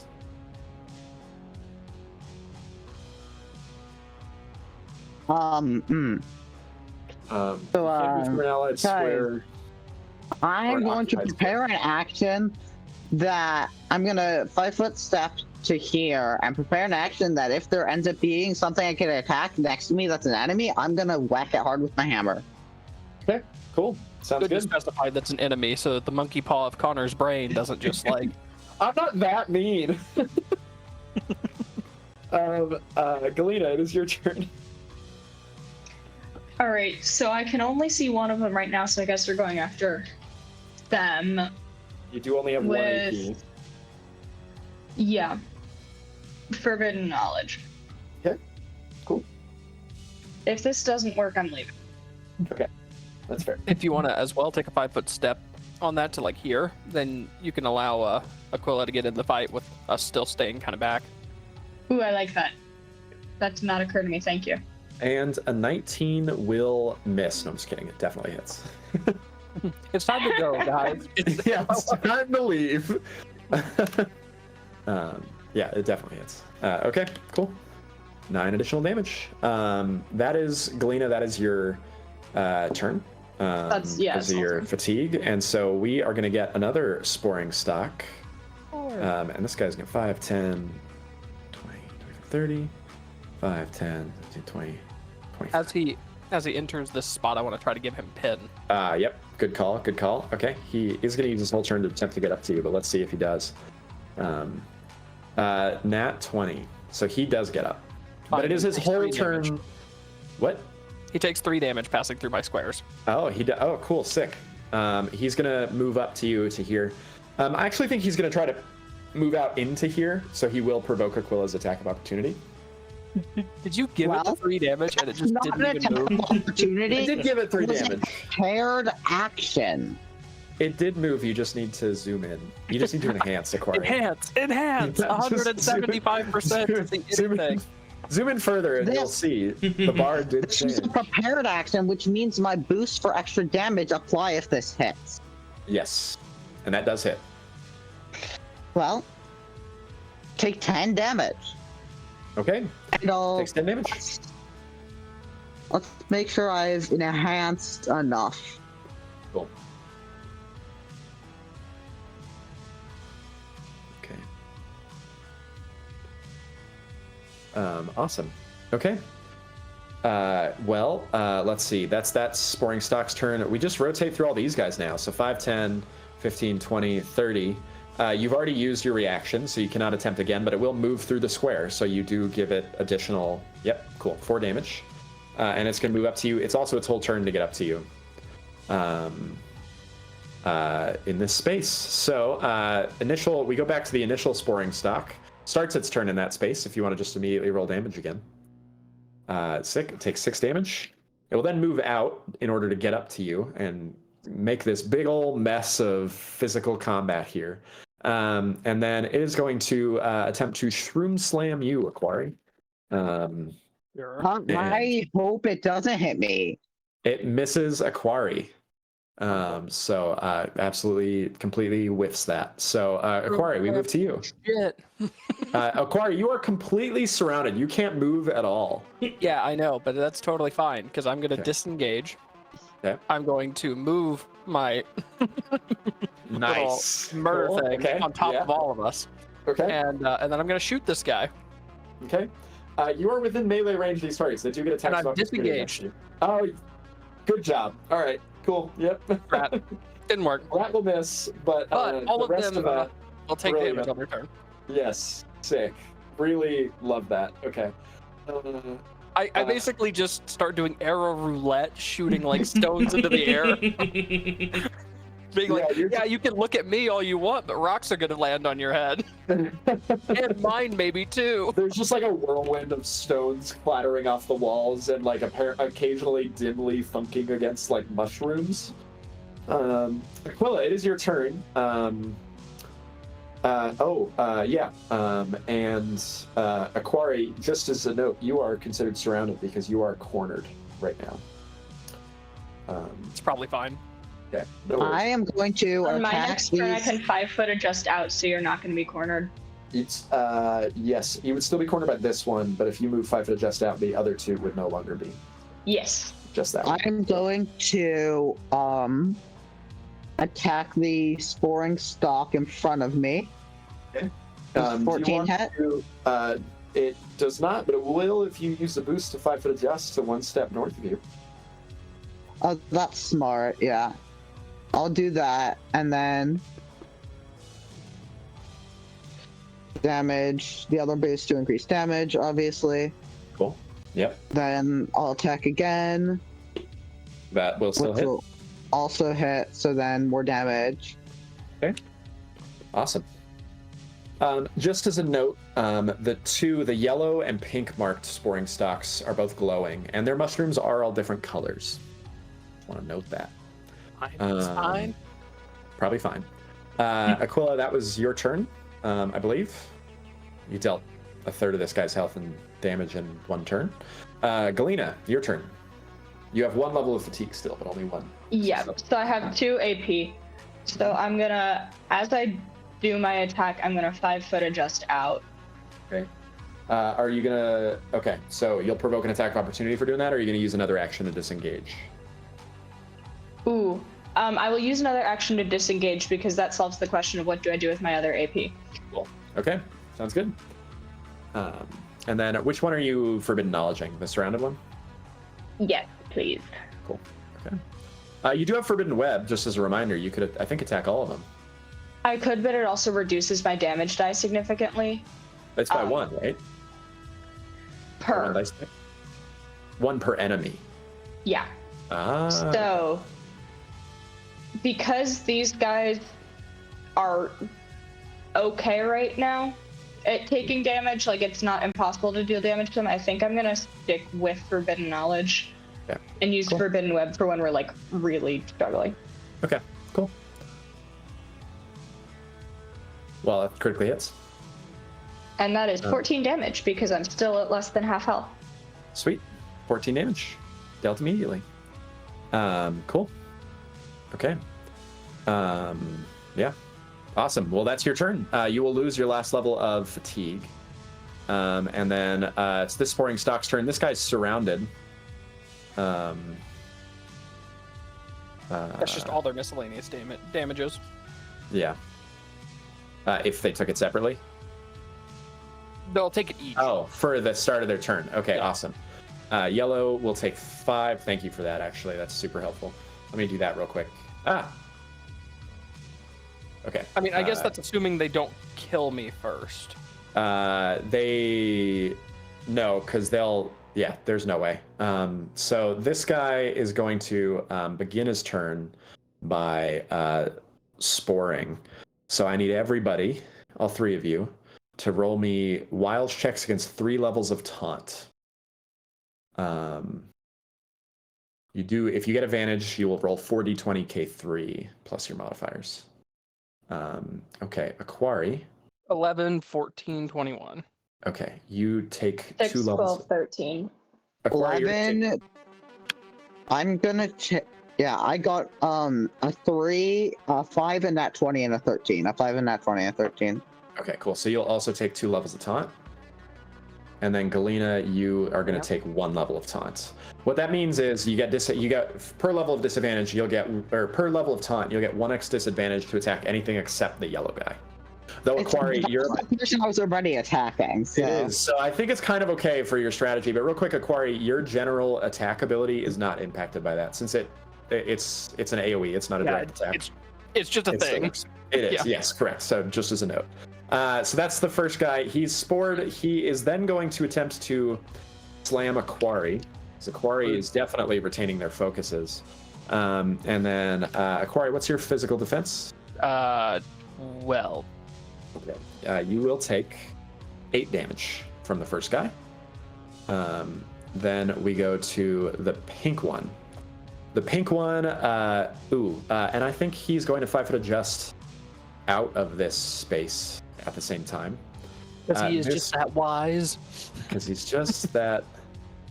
They actually have a specific behavior pattern, which is being as close to as many people as possible.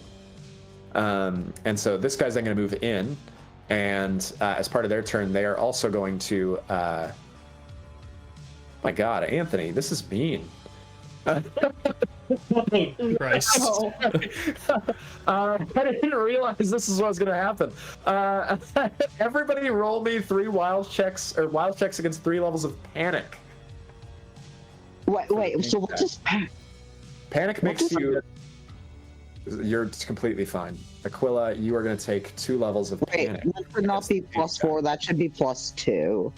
Okay. In case that. Oh. Yeah. Okay. That should be +2 only. Okay. Cool. Yeah. Well, you still have 2 failures. So Yeah, you're going to take okay. 2 levels of panic, and then Galena, you are good as well. So it's only Aquila that takes the panic, fortunately. So let me just note, there's a bit of a real nasty thing in panic taunt combos. And let me just get into that real quick since it's happening. I've not seen panic before to begin with. So panic means you get 1x disadvantage to trait checks and attacks against your source of panic, which is the pink guy, Aquila. And additionally, you cannot choose to move towards it. So none of your actions can make you move towards it, but likewise, if you get enough taunt, which is you've successfully avoided, you cannot move away from a creature. So if you have 3 levels of taunt and any amount of panic, you can't move at all, which is dangerous, but you guys have actually narrowly avoided that. But Aquila, you will get huge amounts of disadvantage if you try to do anything to the pink one, and you'll actually get 4x disadvantage if you attempt to attack the pink one with anything. Me? Because you're both... Yes. Yeah. So just assassinate the one that's at 1/3 health. Yeah, just kill that one. Don't kill this one. Kill that one. It's... Oh, and then it can also attempt to slam, and it's also going to attempt to attack Aquari. The universe is in violent agreement that we kill this one first. Yeah, it sure is. Aquari, it will miss you. Yeah. But then it is the blue one's turn. And so the blue one is going to... Blue guy ain't got shit. I think the first thing it's going to try to do is push you. I accept Aquari. this. Okay. Is it going to harm me to be pushed? No. Do you just want to accept I accept being pushed because then I don't take damage from my rocks falling on me. True. But it's going to 5-foot adjust in. And now you're all closer together again. And then it's going to try to hit you. As well. And what's your physical defense again? 12. But it has 12. lost advantage on me, I believe. So I have this space that's open. Yes, correct. However, it will still hit. Fake news. For 14 damage. Oh my god. Yeah. Very fake news. So that's its turn. It is now your turn, Aquari. Incredible. Okay. Well, I will go ahead and do 2 things. One, I need to adjust this because I have used all of those. I will disengage and take a 5-foot step. Okay. And I will shoot this guy. Okay. Oh wait, actually, hold on. It doesn't make any sense. I should you shoot can do it first. Yes. I have Yeah, totally no worries. We'll take it. So you, yeah. Does that hit? You, with a, with 14, so it's close. No, it will miss. Cool. Yeah. Then as part of my action, I take that 5-foot step. Cool. As a Okay. bonus. Yeah. And I then, think that's what I got. okay. Do you want to move? Can you move this square? Are you moving the square? I can't move the square again. Okay, cool. I'm out of reach. Aquila, it's your turn. This thing is still surrounded, and you are not affected by trying to hit it. Just the pink one. That's Maya.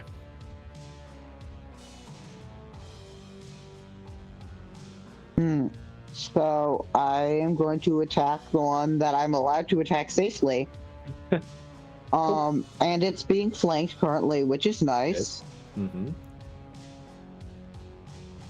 That absolutely hits. Yeah, so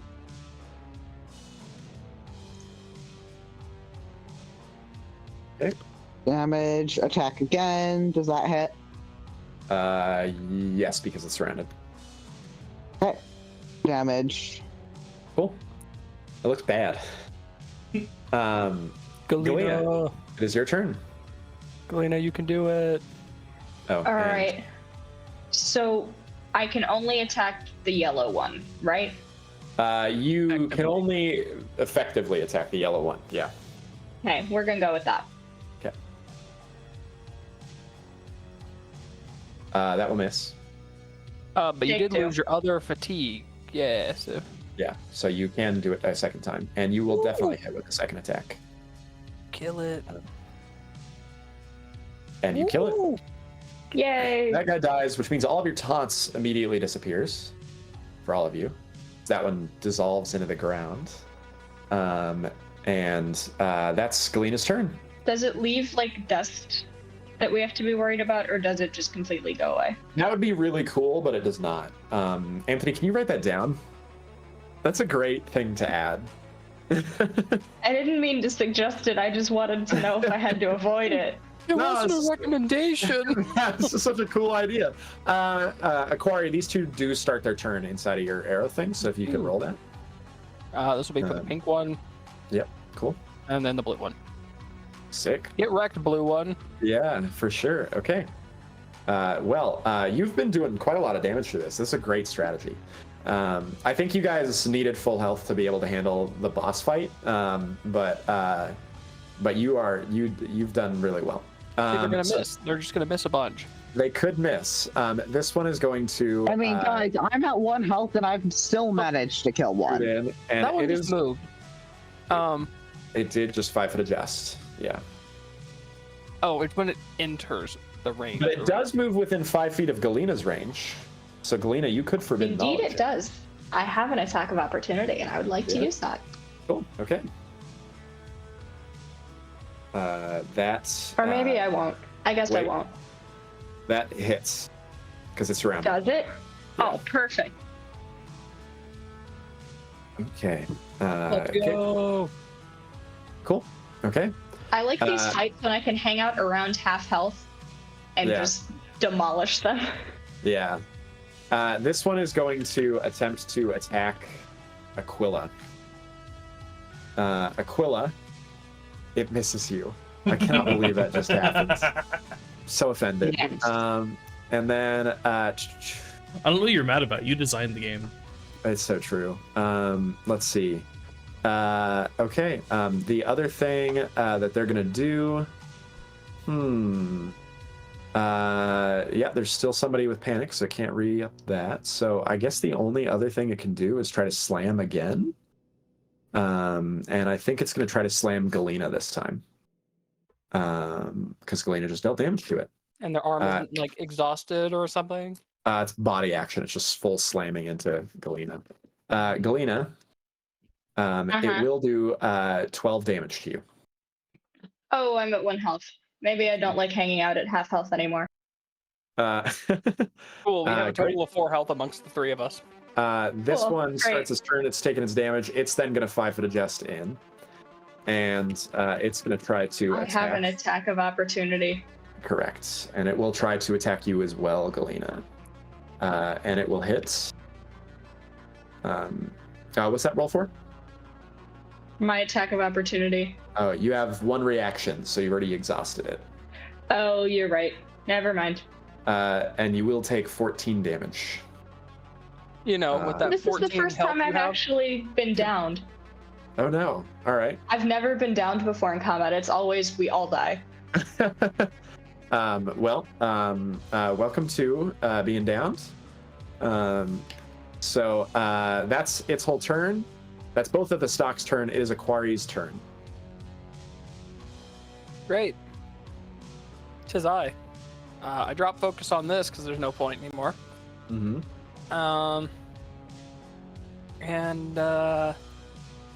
I'll take a body action to disengage, maybe. Can't seem to move my token. You'll move me to, like, right here. Mm-hmm. Oh, you want me to? Yeah, I can't move him for some reason. Yeah. Alright. And then I will go ahead and shoot this one. Okay. Hopefully. Yeah! That definitely hits. Yeah. Cool. And potentially one fatigue. Let's see it. Fails. Takes the Great. fatigue. I run this way. Cool. Okay. Sounds good. We're gonna play tag. Yeah, sounds great. Aquila, it's your turn. You have one level of panic against this guy. So you cannot move towards him, but you are right next to him, so that doesn't really matter. You also get disadvantage to attack the pink one. That's Maya. Sorry. Yeah. Well, I just get disadvantage because You Yeah. can Retreat with me. technically. Yeah, you can technically 5-foot adjust to here and attack this one without disadvantage. Because that's not moving towards this thing, because you already. I'm staying at an equal distance. Yeah, I'll do that. Because then both of them are surrounded as well. They're not, because Galena is downed. Oh, that's true. Yeah, well, they're not, but they wouldn't be in any circumstance. Is this one of the few times where I'm like the last person left? Like, You are almost.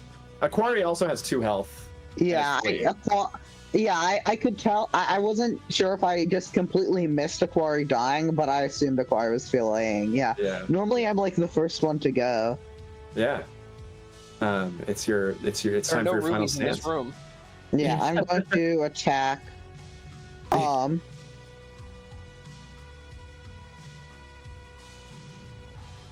You hit hard. The blue one? Okay. Yes, the blue one. The one you don't have That'll be sick. Okay. Is that half health attack exactly? again at that one, and that misses. 12 will miss. Yeah. Okay, Galena, make me a dying check. That's a d20 plus 2. That's it. Okay, you lose 1. And then it is the Sporing Stock's turn. Aquila, you've lost your panic at that last round. This one is going to simply chase after Aquari, which means it will leave your space, Aquila, so you can make an attack of opportunity if you want. And it is going to get up here and attempt... I think it's going to attempt to spore you, Aquari. Aquari, roll me wild checks against 3 levels of panic. And then Aquila, if you would like to make an attack of opportunity, you may. Mine. Yeah. But you don't have to. If you want it for something else. I mean, there's not a reason not to, right? Unless you want to save that reaction to make an attack of opportunity against the other guy in case he does the same. No, there's not a reason not to. Yeah, and the other one seems to be then. staring quite strongly at you. And then, Brandon, if you could roll me. Wait, do I get disadvantage on this? No, your panic is gone. Okay. Oh yeah, it is. Yeah. And then Aquari, if you could roll me wild checks against 3 levels of panic. Yeah, that misses. That does miss. All right. Aquari has been nailing all of his rolls so far. Highest 3. So you still take none. Oh no, you take one. You take one well, level. maybe not. Okay. Because I have my reactive mind. So when I'm making a trait effect against a mental condition, which I assume panic is, Yep. I can add my wiles to it, which gives me +2 on that. Okay. So that would go from a 12 to a 14. Yes. You're good? Okay, no levels. Awesome. Okay, so that's all it can do. It can't do anything else. Ain't got shit. The other one only has one action, and it is going to use its action to attempt to fatigue Aquila. Oh, it's got two. It can fatigue and slam. Well, it's going to try to slam you first, Aquila, because then you won't have to roll. But it misses. So Aquila, roll me wild checks against 3 levels of fatigue. Right. I'm just getting all the fun conditions now. You are, yeah. You're collecting them like. I mean, you're the only Infinity one left, so. I'm alive. Okay, right. Sorry, I can't see you. I forgot. Okay. Aquila, That should be. Wait, +2 because I keep adding +4 and only a +2 in wiles. Oh, you do? Okay. And you are going to take 2 levels of fatigue. And it's going to lose its last level of fatigue. You have 2 in wiles? Wait, yeah. Do you time out? It's your wiles plus your proficiency, Aquila. Yeah, my wiles 0. Oh, okay. Perfect. Cool. Okay, well that's both the stocks. It goes to Aquari. Great. I disengage. I attack him. Okay. You hit. Okay. Fails, so it takes 1 level of fatigue. Incredible. I run away. And then 8 damage. We're kiting it. I do love this strategy of just whack it and run. Look, it's full kite, man, because he gets 2 actions, so he can chase me and maybe try to hit me, or he can, we're doing all right. We're doing all right.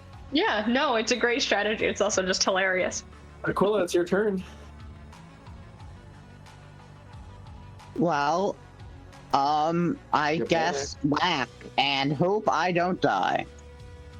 Mm-hmm. You hit.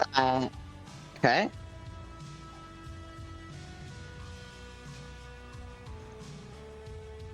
Okay. 15 and 16. Cool. Attack again, that misses. You can't attack again because of your fatigue. Oh, yeah. Well, it's irrelevant. It's irrelevant, guys. It is. It was just hypothetical. At the end of your turn, though. Galena, roll me another dying check.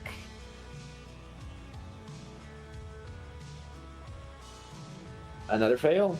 So Galena, you have 1 stat left, or 1 dying check left. This stock is just going to follow you out into the street, Aquari. 5, 10, 15, 20, 25, 30. It can get right up to you, and it's got 1 more AP. The only thing it can do is attempt to hit you. It's going to attempt to hit you once. That sucks. It rolled a nat 19. I'm sorry. It rolls a 1 on damage. You take 11 points damage.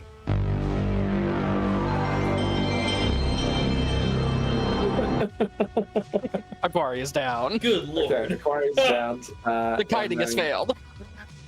And then let's see if this is it. The other one is going to attempt to slam Aquila. The fact that these stalks are just so fast is a problem. Yeah. Let's see. Aquila, you will take 11 damage. My luck has finally ran out. With that, I am dying. You all die. Dawn rises over the Dread Pits. We will return to the over the Maw overhead here. We see a new day rising for the Dread Pits. Nothing of note has happened beneath the Dread Pits, though nothing ever does. Also, you need to enable lighting. On this map? Yeah, because I do not. I have dynamic lighting right now. Oh, yeah, no, I can see everything. Oh, you can't. You're supposed to on this map. This is the overhead map. You're fine. Okay. Yeah, this is just the title map where we're putting in your new characters. Cool, Okay, cool. got it. Connor, So this is your view. I bet you can guess my new name. Is it Angus Knight the Seventh? Damn right. Cool. So just as a note, this is your view from your prison cell over the Dread Pits during the day, which is why you can see these. But let me edit Angus Knight the Seventh. Cool. Okay, Angus Knight the Seventh is good. Let me change your character token's name because it doesn't auto update. Okay. Do you have the same health, Angus? I Angus? have 43 max. Cool. That is the same. Okay. Cool. Rest of you, do you have new character tokens, new characters? I mean, my character's gonna have a different name, but I'm gonna keep them as the same otherwise. Or clan? Okay. I just attached a new token and name on Discord. Okay, sweet. Is everybody playing the same character generally? Yeah. Okay. Give me a sec. Don't forget to update the spreadsheet thingy. I have to please, start everybody. working on the spreadsheet at some point. Everybody, please update the spreadsheet with your character now. If you have it Guys, set. I'm now the very distinct Aquila. Aquila. Oh no, are you sure it's not Bequilla? Actually, you're right. It is Bequilla? Aquila, Yeah. Cool. spelled this way. Okay. What's this? Shield Bequilla. Okay, cool. I can roll with that. Cool. Okay. Ooh, Brandon. That's great character art. Okay. Okay. Oh wait, that's the wrong one. Needs to be that. Increase damage dice. There you go. Okay, download that, and then the other one. there we go. Okay, download that, and then Cool. There we go. Cool. Let me just go ahead and set this to shareable. just adding a bunch of big tokens for this guy onto the map here. Okay, cool.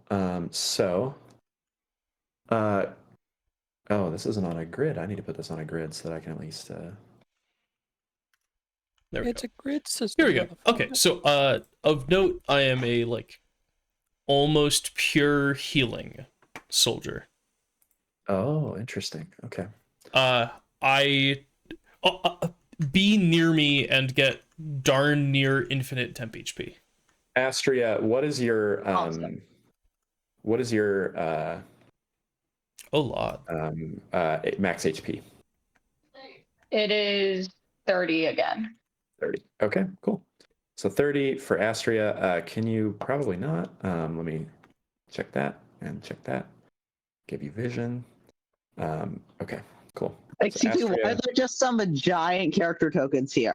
I still have to adjust them for Aquarius. Don't ask questions.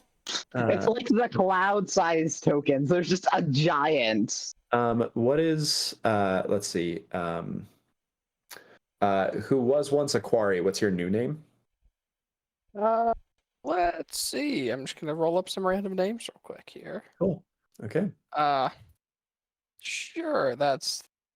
I like Ignacio. Ignacio. Okay. Cool. Also of note, I am now a fire elemental version of I'm an Ashkin. Oh, sick. Okay. Awesome. Cool. I'm still water.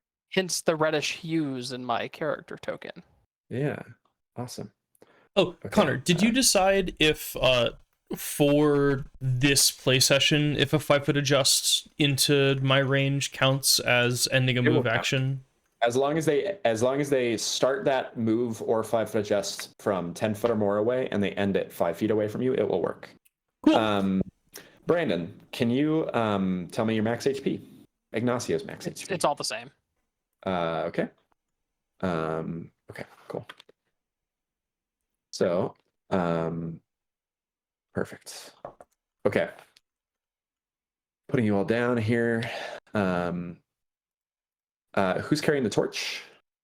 I don't know, but I will kind of need the shield.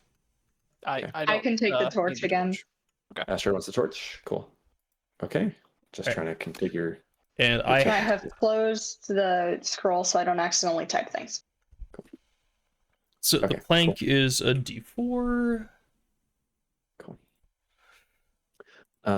Okay. So Which is I think actually everybody's D6 for me. good now then for your new character tokens all set up.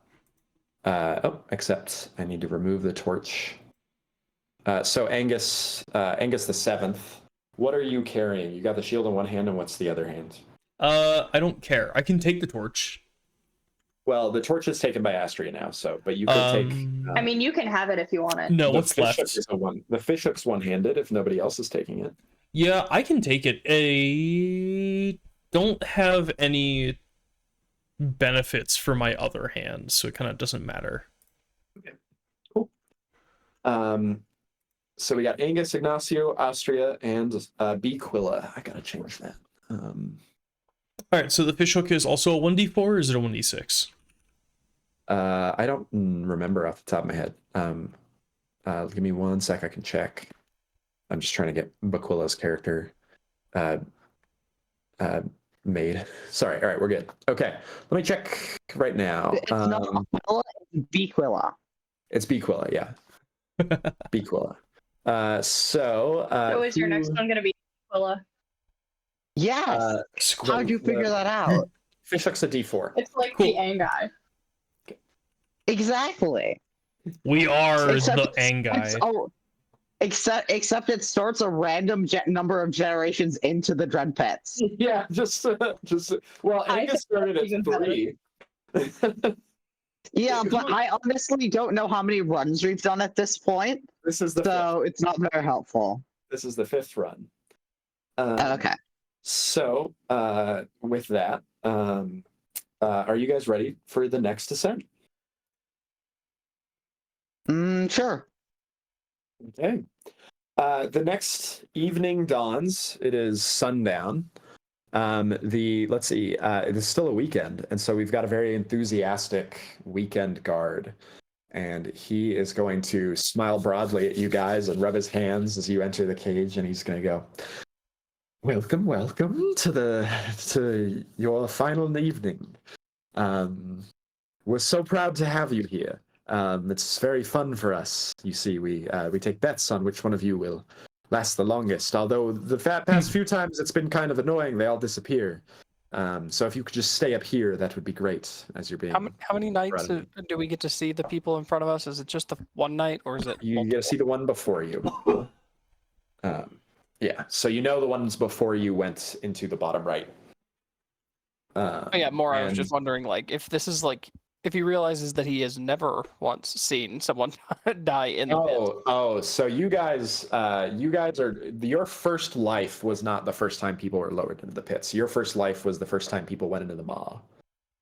Well, I think we're just saying, since they haven't seen anyone, like, they have no real proof of anyone dying who went down, there could be a whole society down there. That's true, yeah. But nobody's ever left the pits. Wait. Maybe that's because it's so is great. Everyone who lives in the Dread Pits. Oh, fuck. Well, you still haven't tried to take a nightly rest anywhere. Well, because we haven't had any places to do. It's so true. You are not. Would undead Stardew Valley be Stardusk Valley? Welcome to Stardusk Valley. That's actually pretty cute. Okay. Anyway, you've committed some sins. Murder. I think one of you. Robbery out of wedlock. Assaulting a guild lord. That's naughty. Digging. That's extra bad. And committing trade within city limits. Obviously, you're all doomed to death to be meted out by the Dread Pits here. As you know, we don't expect you to live. If you do live, you will be instated into the Adventuring Guild with middling rank, given a name again. And the gods have forsaken this place. Be forewarned. Have a good trip. And he shrugs with a big toothy smile and then pulls the lever, and you guys are descended into the pit. This is This just doesn't seem as enthusiastic as the other weekend guy, you know? Yeah, I like the Yeah. weekend guy better. It's true. Yeah, aren't weekends normally 2 days?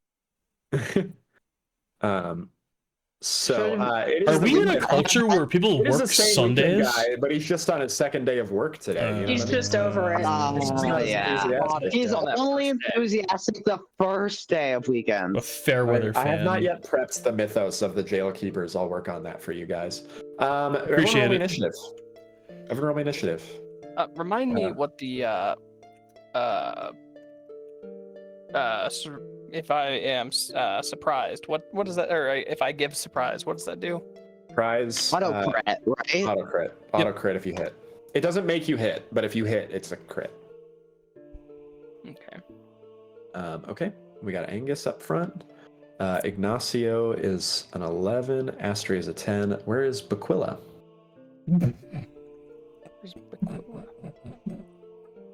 Matt over here just giggling in the background. I just need a courage check from you. This is gonna devolve into inside joke characters, isn't it? I think that's okay. Yeah, I think we already have. Oh, Yeah, we are halfway there. I think that's okay. I don't think that's a huge issue. The character portrayals aren't the key component here. Okay. Oh, you didn't ask Baquilla us at the for end. physical and personality traits. I have not. I did ask you to put them on the spreadsheet, but you guys want to list them off? Let's start with Angus Knight the 7th. Let's go in initiative order here. What is your quirky personality trait? Quirky is not quite. What's your personality trait and your physical trait as well? I'm pretty sure I was jailed for public indecency, not like a sexual thing, but peeing in public. Okay. And physical trait, I'm pretty sure I'm like 5'1" and 260. Okay, so big guy, short, big guy. I'm the disappointment of the family, from like every perspective. Okay, beautiful. Well, that's gonna be fun. Okay, excellent. Ignacio, what's your personal? What are your physical and mental characteristic that are unique, or personality and physical characteristics? Also emotional and spiritual. Yeah. So Ignacio's like a really like nice, upstanding, wants to be a good person, tries to follow the rule of like the civilization, the law of the land kind of thing. Strong moral code. And one day he was working in his garden and he turned his head too quickly, and you can see his large ears. Unfortunately, it caught the ground just so slightly, and he reported himself for digging, and was subsequently arrested. I love that. Okay. So Sheldon excellent. Cooper. But infinitely more likable, hopefully. And next would be Astria. Okay, so the physical characteristic is that she has almost entirely gray skin. The only place that is not gray is her face, and no one knows why. It just isn't. Maybe it's sun exposure. Who knows? Okay. Maybe it's Maybelline.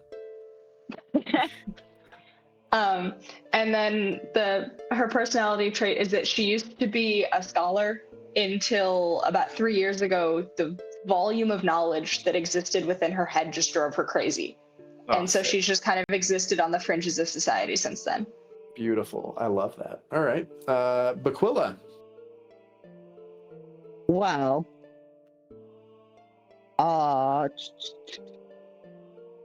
so what happened is I was, doing my stonemasonry work, and I summoned my hammer, and a police officer managed to see that, and it displaced the ground, and that was counted as digging. So I've been consigned here for using my earth magics. I love that. Because apparently summoning a hammer from the ground is digging. Anthony, write that because I'm down. disrupting the earth. That's gonna have a huge impact to our other game. Just as a note. When I accidentally change the lore of the setting with my funny flavor. Yep. Yeah. And then I'm still a boar curiot, but I think I have like a light blonde or brown skin. Awesome. Light fur, not skin, fur. Yeah. Okay, cool. Sounds good. Awesome. Well, Angus, it is your turn first. gate opens leftwards here. So let me. Does anyone have opinions? I will note. Actually, no. That's prior knowledge. Anyone have opinions? Well, okay, wait, did we watch what happened to the last group while they were up here? Yeah. Yeah. Oh, yeah, So okay. we know not to go the wrong way. Yeah, Yeah. cool. We know not to make the wrong turn. Don't get got, as the kids say. Yep. Cool. Am I really second? Why are all of mine such a weird, like... Huh, okay, there we go. Fixed it. That's 5. That's 15. That's 25. You're going the same way? I have effectively no reason. Oh, It'd be no. so funny to split the party immediately and just like run that way. Yeah. Wouldn't it be sick? Okay, if that's you all. guys split the That's all I party? got. Okay. Just as a reminder, the tonsil singers, we've as a debug note, will no longer summon quite as hard. And so they're each summoning one this round. I do roll. It is possible for them to summon more if they roll the right number. But for now, they all summon one only. So, yeah. Okay. And then we go to Ignacio. You're not gonna split the party? Not this time. Not yet. Okay, it's fine. It's cool. It's fine. In the future we It's will. fine. I have so many things for if you guys split the party that are probably unnecessary. it's Where's the third one? I feel like at some point we do just have to split the party because of how many times you brought it up. I just want to see what happens. there's all yeah. here. The third one's the left side here, yeah. Yeah, guys, in order to solve the statue puzzle, we actually need to send someone to every single different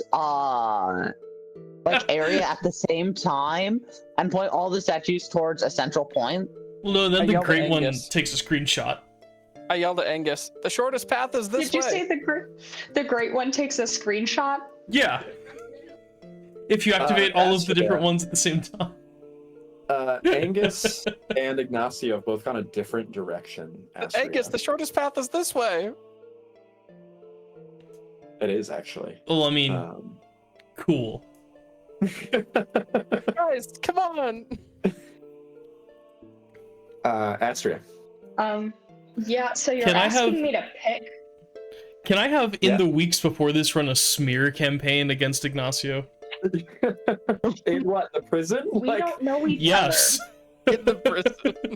There's gonna be some guy that shows up. I don't know what he looks like yet or anything about him, but just know he's a piece of shit. Yeah.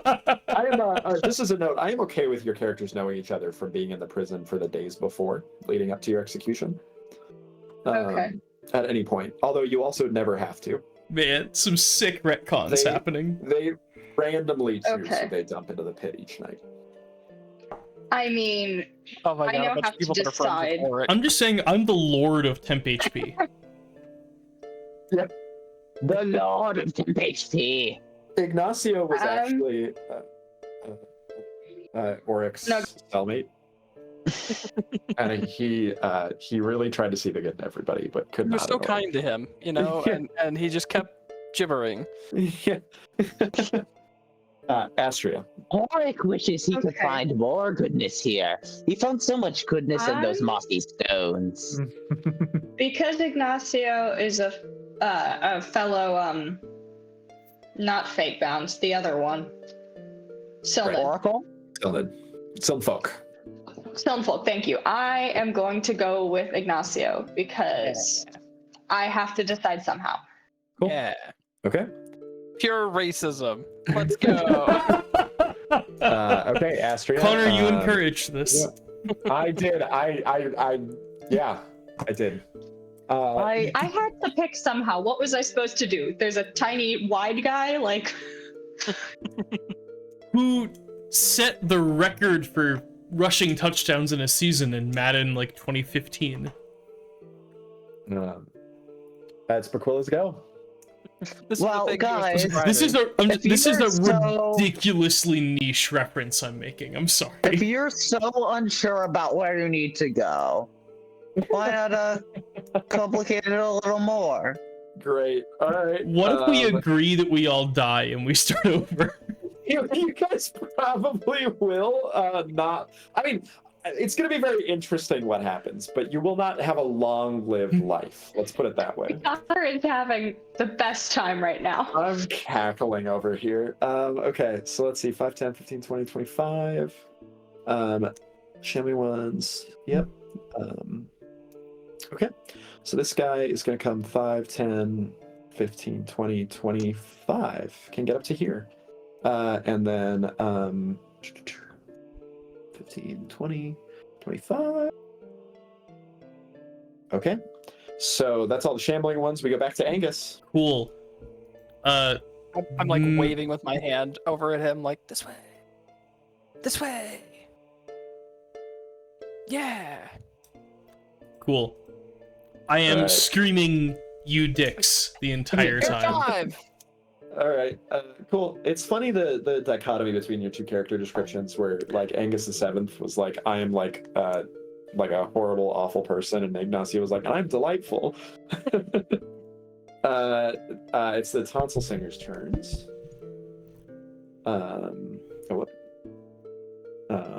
Okay, cool. Oh, this is actually quite interesting. Okay. Is it now? It is. One of them's gonna end up summoning multiple because we rolled the wrong thing. One of them. So now we're in pain. But which one? It is Tonsil Singer's turns, and then the rest of them all summon one. Ignacio, your go. I am going to. So we're trying to get to right there, right? Correct. Right here. And in fact, it's only 65 feet. It's right around the corner here. So. Yeah, but I can't quite get that far. So instead, I'm gonna step up and say, "Don't worry, guys." I'm gonna stand out of the way so that they can still pass me if they want to. And I'm gonna say, "Don't worry, guys. I got this." Okay. Cool. Oh, but still fatigued potentially. Yeah, 3, and it is fatigued. Or let me see. It is fatigued. So it can move or attack, but not both. And then it's Astria's turn. I'm gonna take the rest of my movement action to actually move over to this side. Cool. Yeah, for sure. Astria's go. Oh, and I have one action left, so I'll dodge. Cool. Sounds good. Okay, I will attack it from where I am and then move closer. Cool. Sounds good. Also, we can't see its health bar if that is Shoot. intentional. It's not intentional. What? Okay, never mind. I'm just moving closer. Yeah. Cool. Hey guys, so I mean, you're like grouping together, but have you considered the path of least resistance with less monsters in your way? Ooh. Astria, that is your turn. Baquilla, it is your turn. Okay, I'm gonna ask at a meta level. Do people want me to go the other way, or would they rather I come with everyone else? Let's all explore something new together. Because I was just going the other direction because it felt like funny and appropriate, but I don't want to actually go against what the party wants. Baquilla, I'll move in with everyone. Cool. Baquilla, as you do that, just as a note, you do see there's like a little bit of rubble here. You could hurdle to go in here. Where? In here? Right here? Pinging it? Yeah. Right here. Yeah, like, oh, there. So that, I can move to here for 35. I'm assuming this would be difficult terrain. No, it's not. It's just a hurdle. Okay, so it's just a boost. Correct. So you can get. So then, yeah. Yes, that is correct. Cool. Okay. You enter the inside of the small building. I think you can see something to the southwest of you. I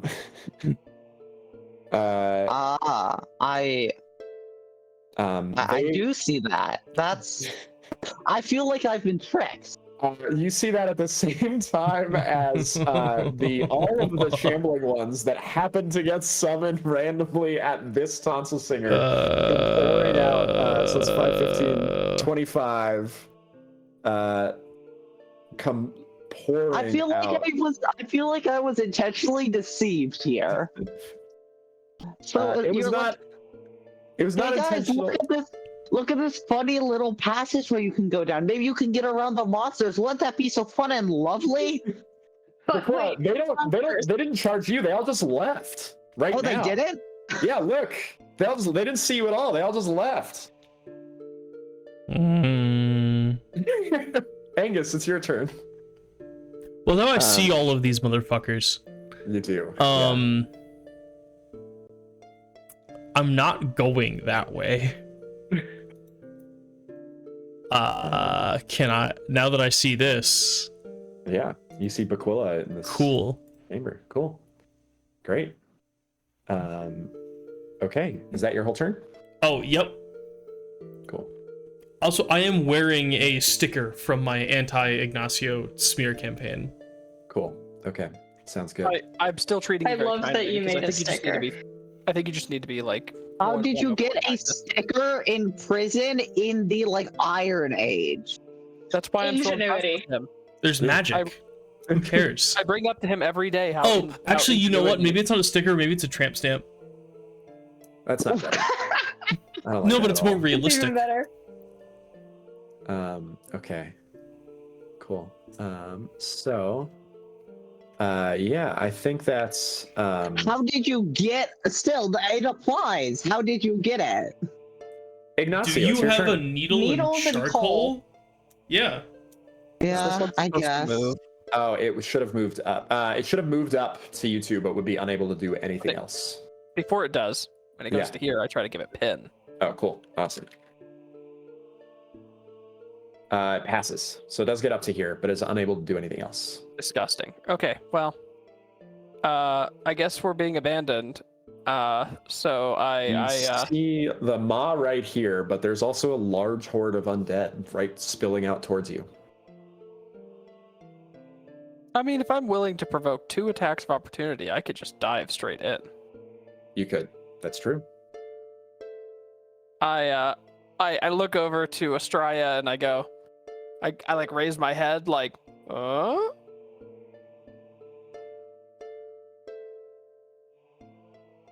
Seeing absolutely no response from Astraea. Wait, sorry. I don't understand what question you were asking. Cries out for help is ignored. It's confusedly back at you. Wait, sorry. Like I just shrugging heard- shoulders up, like, should I mean, we? I can attack of opportunity this thing. Well, yeah, you could do that too. Yeah, you could just have done that. More, I'm just thinking like, do we just go dive into this pit and let our friends figure out how to get over here eventually? I mean, hold on. Let me see where on the map they've gone because I have lost track. They've gone up You can't north see them. They somewhere. went up north and disappeared. Oh, Yeah. I cannot see them. Okay, they're dead to me. We're gonna just dive in. Let's go. All right, Ignacio, are They you don't provoking exist 2 anymore. attacks of opportunity to dive in I- then? This is I going sprint past and so dive in. well. Okay. This is okay. my reaction, by the way. Cool. Awesome. Ignacio, they both missed. One rolled a nat 6, one rolled a nat 1. This is Even bullshit. No, okay, but here's a question I have as well. So it says, as a reaction to an enemy entering a 15-foot range of you. It doesn't say that they had to move within that. They entered as I approached them. You can't use a reaction on your turn. Rat. Yeah, it's specifically for between turns. Otherwise, that would apply. That would be accurate. Because your ally can push somebody within 15 feet of you and trigger it. I see. Or push well. you. Yeah. Cool. I Okay. dive. Ignacio dives, removing Ignacio. Actually, Ignacio, I'm gonna pull you down into here and then leave you here. Okay, cool. Okay. Astria, it's your turn as well. Are you gonna dive in? You don't even provoke attacks of opportunity. They're not. Yeah. And so I did hit for 6 damage on the one. Oh, cool. Awesome. Okay. And then so yeah, take I'm just 16. gonna full send. Okay. Baquilla, it's your turn. You hear shambling outside. And you see another shambling one has appeared here. It has not yet noticed you. We as we're going down, I want to have like yelled like, "We're going to this corner!" Okay. Hunter, what does Cool. shambling sound like? Sort of like zombie sounds, just like generic. Oh, the worst possible option. Thank you. Yeah. Insert generic zombie sound. Yeah, for sure.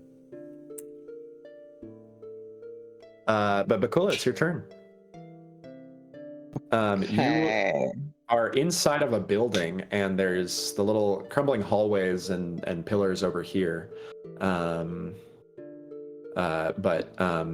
Wait, there's a whole ass building? There is a whole. Not only is there a whole ass building, but there's like what looks like a hallway in there, Bakula.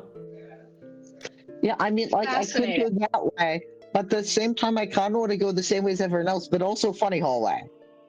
What if there's a secret entranceway? So how about I walk like 20 feet this way? 1, 2, 3. Yes. Yeah, you see a treasure chest. So then I'm gonna yes. go 5. So That's 2 move actions, right? yeah, that's 2 move actions. But now I found the treasure chest. So you cannot also open the treasure chest, but you do see a small wooden treasure chest in this room. It appears fully unlocked. Connor, did you? Don't be a mimic. Don't be a mimic. Don't be a mimic. Don't be a mimic.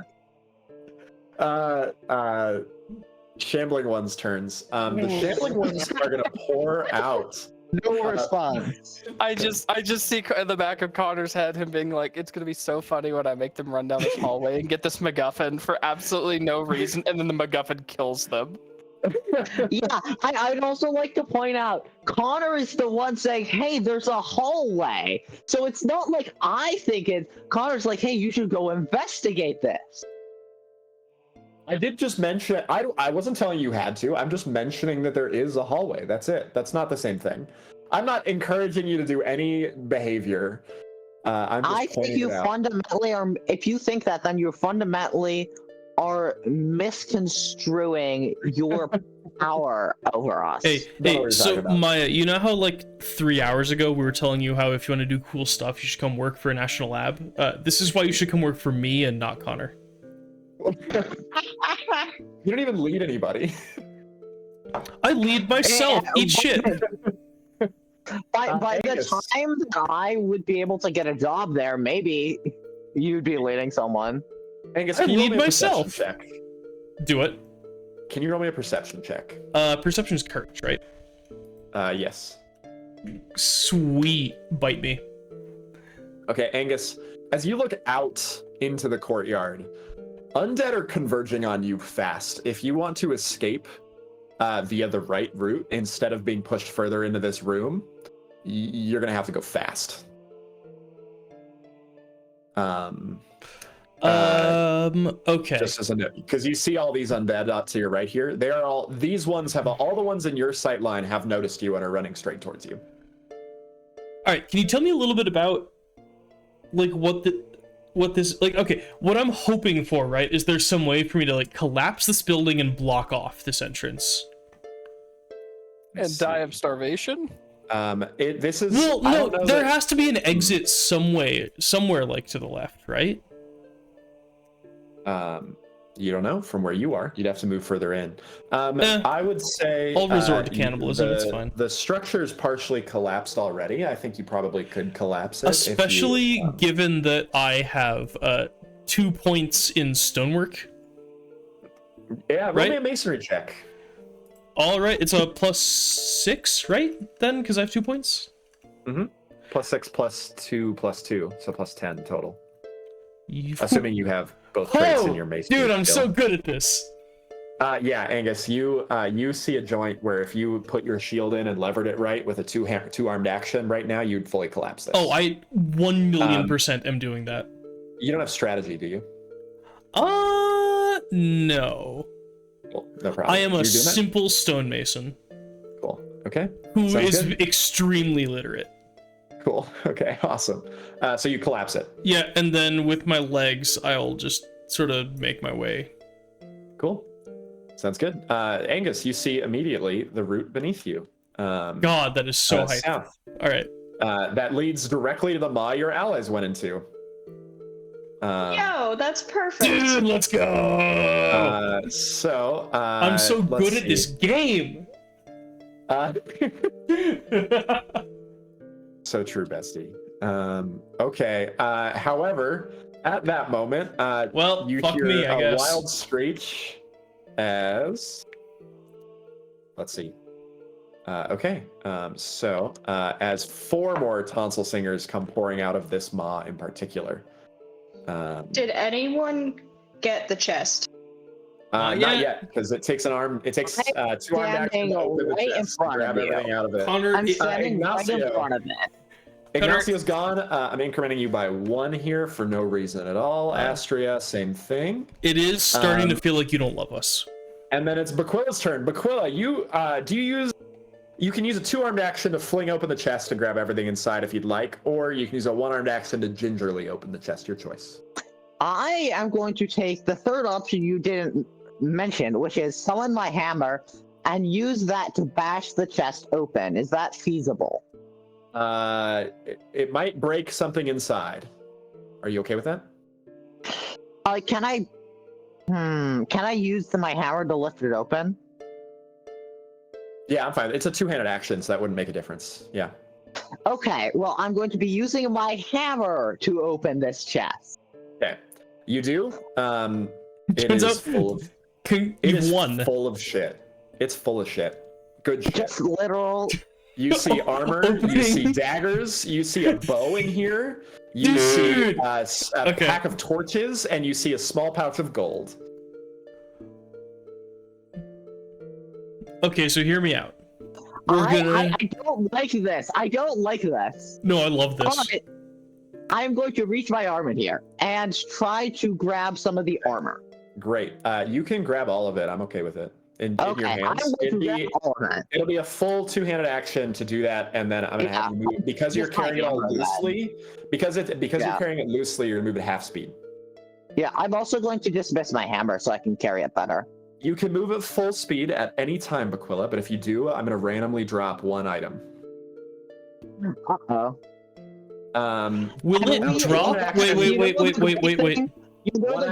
don't know where the Aku Aku will be. You do not. Wait, do we know if the Aku Aku grabs our stuff if we die before we get to the Aku Aku? No, we don't know yet. You have no idea. This is Wait, on Connor, many levels. like out of game mechanic question.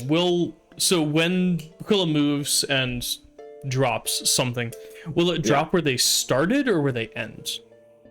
It'll in the move? Yeah. I'll roll a d6 and do it somewhere along the way. Okay. Baquilla, that was 1 action to grab all that stuff out of that chest. You still have 2 actions left. It's a pretty reasonable take to take an action to equip some armor. You know how there was a mimic? You know how you guys were worried about a mimic? The real troll here is that chest has been there the whole time. Oh, well, of course. That's the troll. So I learned that there was a building there about 30 seconds ago, so... You look overhead the whole time. That's why the map with no dynamic lighting. There are 2 buildings. There's another one on the right Usually side. when you pull us in, there is dynamic lighting. But the overhead, when you're picking your characters, that's your view, and you see the whole thing. It has Who the rooftops shit of is 2 looking at buildings. the map while they're building characters? They're both there. They've been there the whole time. I'm so sorry. I'll leave you there longer. I'll point it out next time. Anyway, Baquilla, you still have 2 AP left. I'm going to start moving, so 5 feet. You said there's a little route here, so I guess I'll just... I can move 25, so I can move half speed, so you'll move... Oh, it's 25. 15. Yeah, 15. Yeah, because I normally move 30. Yeah, so I'll go here then. Cool. Can I convince you to drop me any of the armor? Is it possible? Armor will take it'd take what is it, a 1-arm action to equip it, and Angus, you can equip from Baquilla's arms at a slight penalty. I think it's 2 AP instead of 1. Yeah, I'll work with that, sure. Okay, but you can grab anything. What do you want? What's the baddest piece of armor they've got? There's a leather spalder set. Is that another 1 PD or 2 PD? 2 MD, I think. 2 To MD. MD. Okay, let me make sure I have that in my inventory. You hear a lot of like sounds of stillness and quietude as the shambling ones don't quite know where to go, and so they just sort of stumble out into the corridor here, confusedly. And like shamble around for a minute.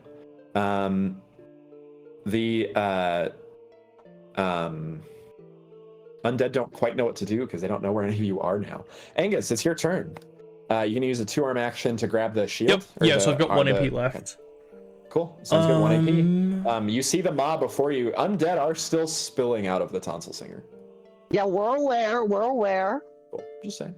Just letting you know. Cool. Okay. Oh, well, hold on. Bakula ended a move action within 5 feet of me. Yep. Bakula, take 1d6 temp HP. Oh yeah, there you go. Okay, cool. 1d6 temp HP. Okay. Yep.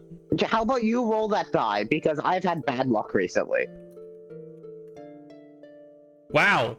Don't you feel great about that? Yes, okay. I do. Cool.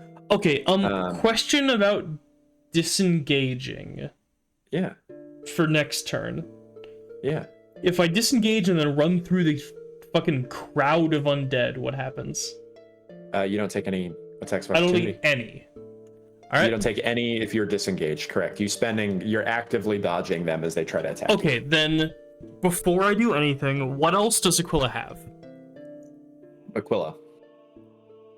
Yeah. You said no, you said Oh, Aquila, sorry, you're right. Aquila. What else does Aquila? What else? What other loot has happened? I need a D10 and a D6 from Aquila, or 2D6 plus a D10. No, I'm only looking for like question. I don't care about the gold. I don't like what like unrelated. Equipment. I need that from Aquila before I can answer that question. Okay. Okay. What? I need 2D6 and a D10 from you, and then I can tell you exactly what's in here.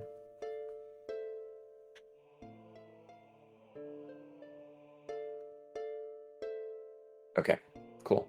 And then 2D6. Okay, cool. So 3 on that. Okay, so there is a okay. So here's what's in here. Let's see. This is. I'm gonna post the picture in your game chat, your team chat. Okay. For the chart itself. Time. And then 5 daggers, 3 torches, a rope dart. Ooh, 30 gold. Okay. And 30 gold. Yeah. 1 Cool. ancestral. That's everything that's in there. It's the rope dart, the quarter ancestral weapon. That was the D10 roll. Okay. We don't have any quarters, do we? No, you do not. So okay. Aquila. That's my old build. Oh, no, so, wait. Baquila's already holding all of this, right? Is that the leather spalder set you've already put on with 2 AP? Yeah. You cannot grab anything else out of Baquila's hands with 1 AP left. Right. And how much would Baquila have to ditch to move at full speed again? All but 3 of those things. But do you really want to drop this stuff? Probably. Okay. I mean, I think the gold. Yeah, the gold won't count, but 3 of any of the other stuff. Oh, ooh, that's even better. Okay, okay, hold on. But Angus, you've got 1 AP left, so I do need your action. I mean, I think I have to move. Correct. Yeah. Let's see.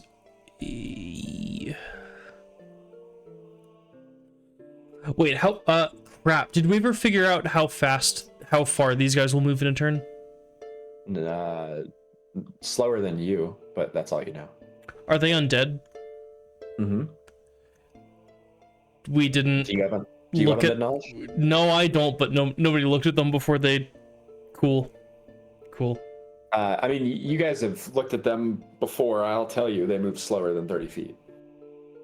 Okay, they move slower than 30 feet. Wow, that sucks. Okay, I think I just move like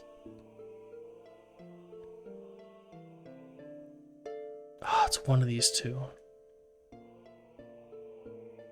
Can you make a decision? No. Conservative. Okay. Okay.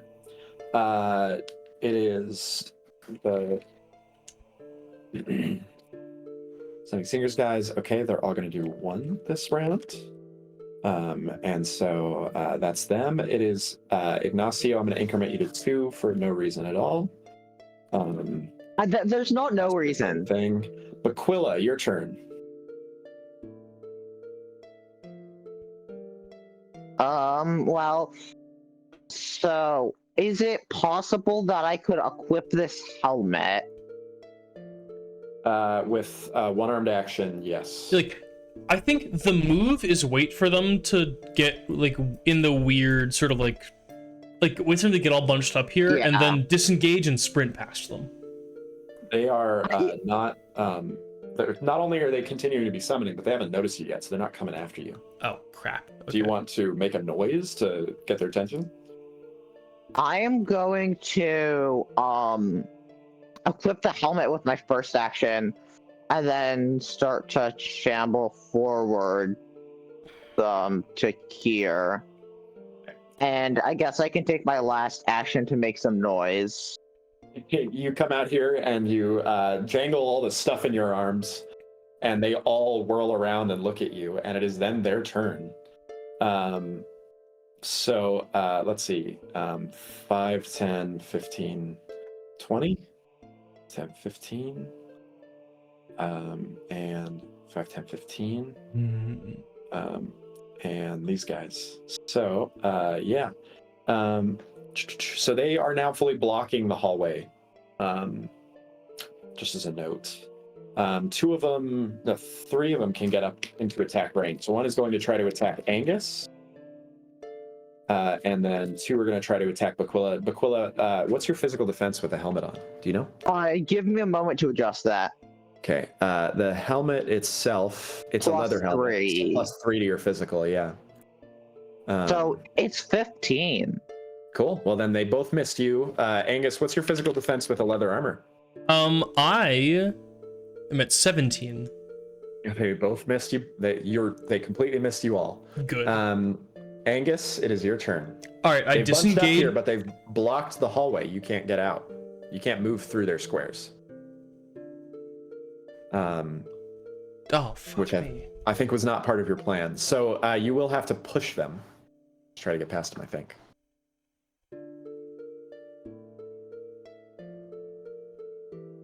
Shit. Okay, hold on.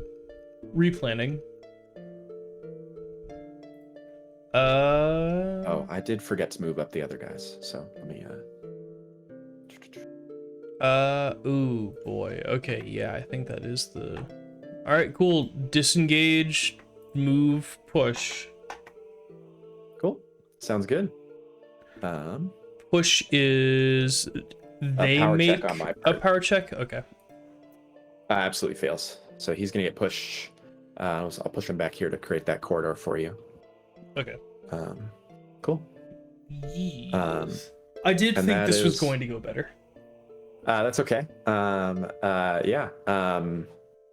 Great. That is your turn, I believe. Yep. Is that it? Okay.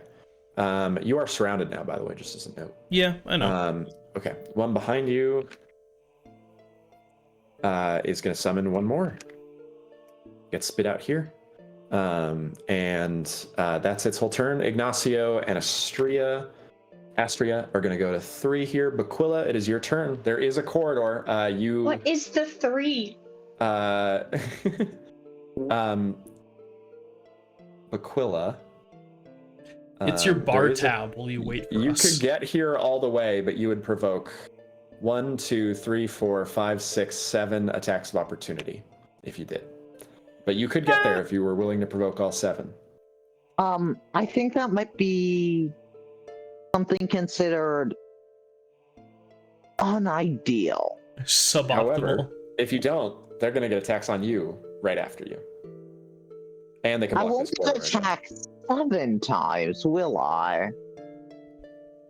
Also, you're carrying the equipment. So if you move at full speed, you'll drop something twice. But you can carry everything except for 2 random things. And you got Guys, the I'll armor. just move into this group in the middle where there's 4 of them and dodge and things will be fine, right? You gonna disengage and move into there? Or... Yeah. Actually, so what action would it be to drop stuff? Be free. You can just drop stuff. Okay. So how many things can I carry and I'd be fine? If you move at full speed, you're gonna randomly drop 1 item. One of the rows. So you drop yeah. Yeah, if you randomly drop daggers or torches, I'm going to randomly drop 1d6 of them. I won't drop all of them. You'll just drop some of them. All right, can we just unquestionably hold on to the gold? I have a question. So, what if I choose to drop things? How many things do I need to choose to drop before I can run at full speed without dropping things? You can only hold on to 3. 3 things total. So you have to drop 1 because you said the gold is free to hold. No, the gold is free, but the torches and daggers they're 1 per. They do. Okay. They do, yeah. Which it's part of what you're trying to carry a lot of loose stuff here, which is the problem. And so, but you could drop all the daggers, all the torches, hold on to the short bow, or all the torches but 1, hold on to the short bow and the ancestral weapon, and then you're good if you wanted to. So the ancestral weapon is a rope dart. Let me check what that does and if I care about it. The rope dart is training. Yeah, it's tangling, so you can use it to. It is good with pin. Correct. Oh, but it's like it's weird in like 1 use. And also you can use it for melee. Okay, so it's strictly for giving pin. And that seems cool, but not altogether that useful. Do we have anyone who can use it? Not in this lifetime. Yeah, so I'm going to drop the sling and short bow. And the spalder and helmet already equipped. So let's see, it's the torches and then the gold and daggers. So I am carry all the daggers and the torches. You can only carry. Yes, I'm aware. I do not want to randomly drop the 30 gold because that's a lot. Yeah. So Thank you. I think I'm going to then drop the daggers because no one's running like a lots of daggers build. Like we don't need a lot of daggers right now. And I'm kind of just, the goal is really what will help us for the future. And then and then I guess we'll drop 1 torch then. So I'll be carrying 2 torches and the 30 gold. You can carry all 3 torches and the 30 gold.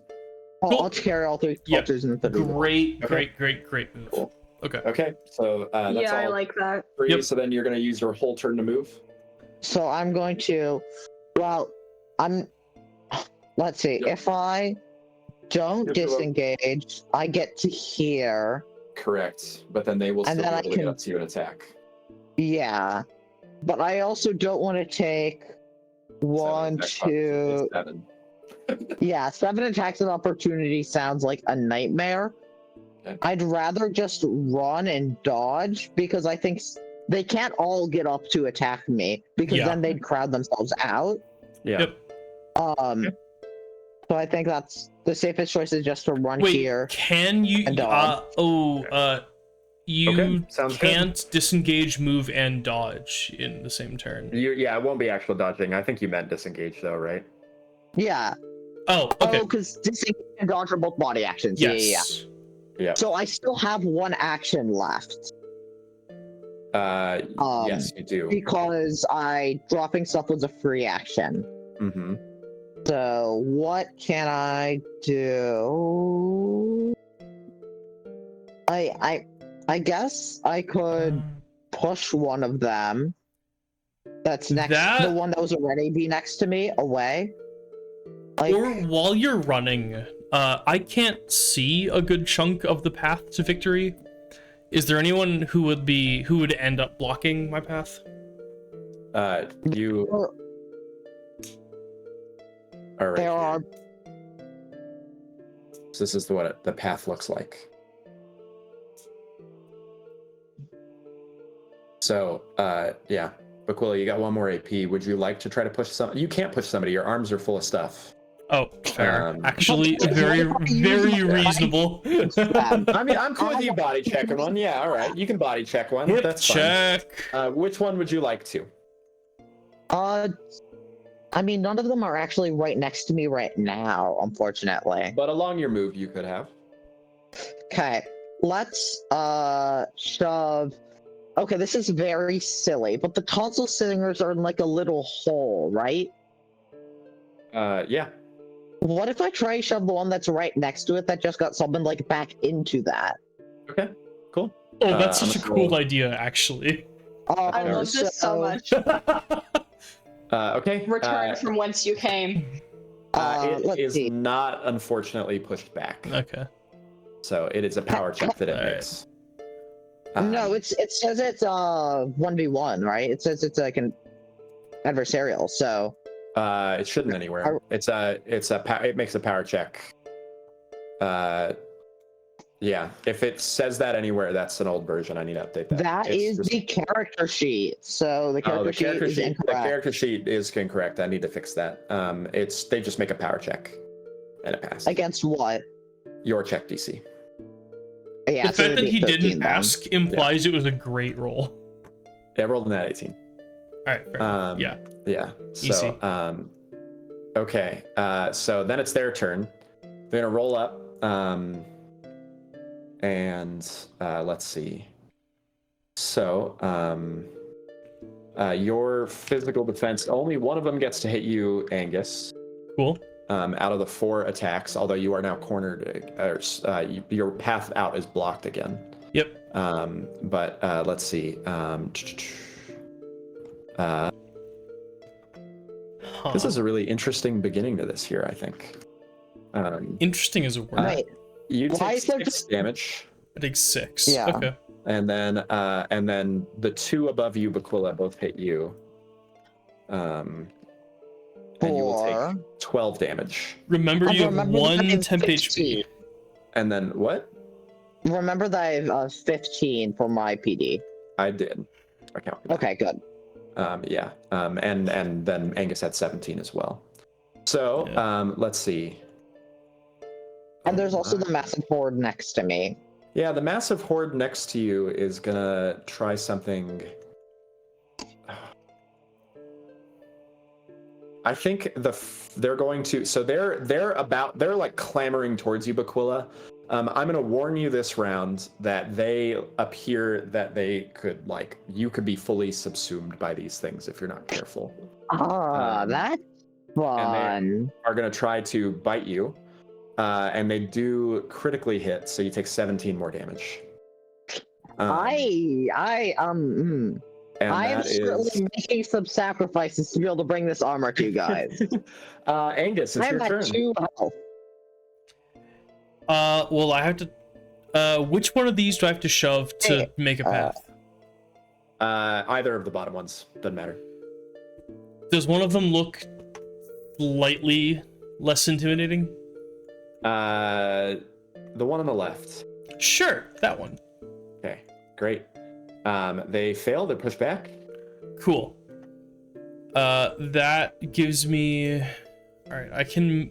Oh God. What? This is the thing you were talking about? This thing? The giant cert? Yeah. Yeah, for sure. In fact, God damn it. Where did... I like that we're just chilling in a hole. yeah. Kind of great. Also, I love how this treasure chest cool, is I'm labeled in stuck such a way there. that there are a bunch of more treasure chests that we have just missed. I guess I'll fucking Call of Healing? Okay. Cool, everyone takes 6, we both get 6 temp HP. Cool. That is very nice. Yeah. Given that I'm at 2 health otherwise. Okay. So this guy's gonna summon one more. Ignacio and Astria go to 4 here. And then it's Baquilla's turn. You could disengage and escape right now. Yeah, I see no reason not to. Can I perhaps make a suggestion?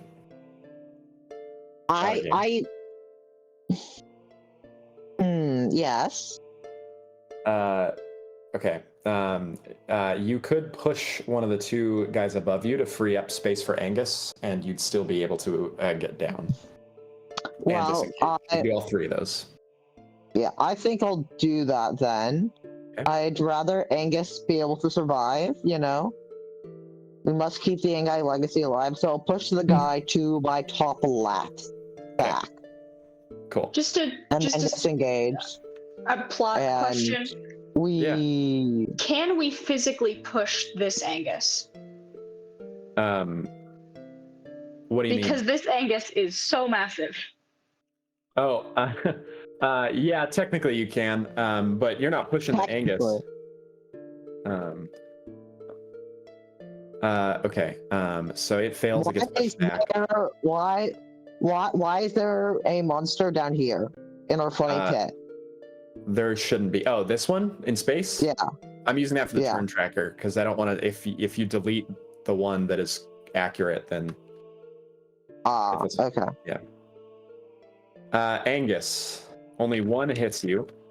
Yep. Of the 4 surrounding you because of your armor. You will take 7 damage.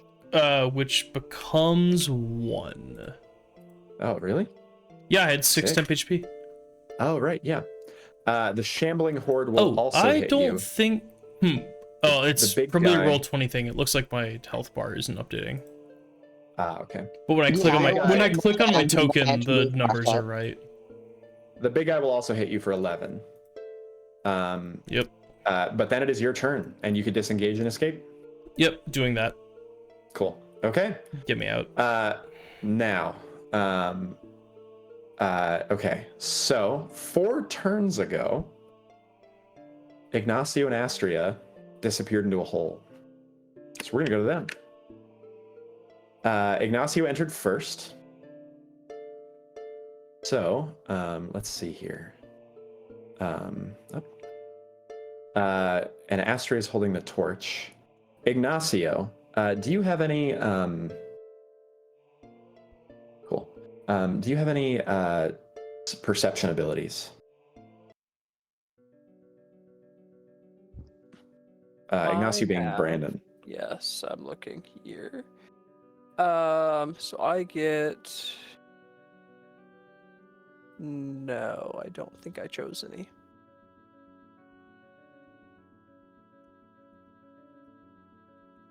Okay. Well, in that case, you enter into a dark chamber, and you cannot see, I think, at all. I think you're fully blinded. However, you can hear what sounds like noises in this chamber. Would you like to try to feel your way around anywhere? Not yet. Not yet? Cool. I want to let any of my allies appear that seems they should.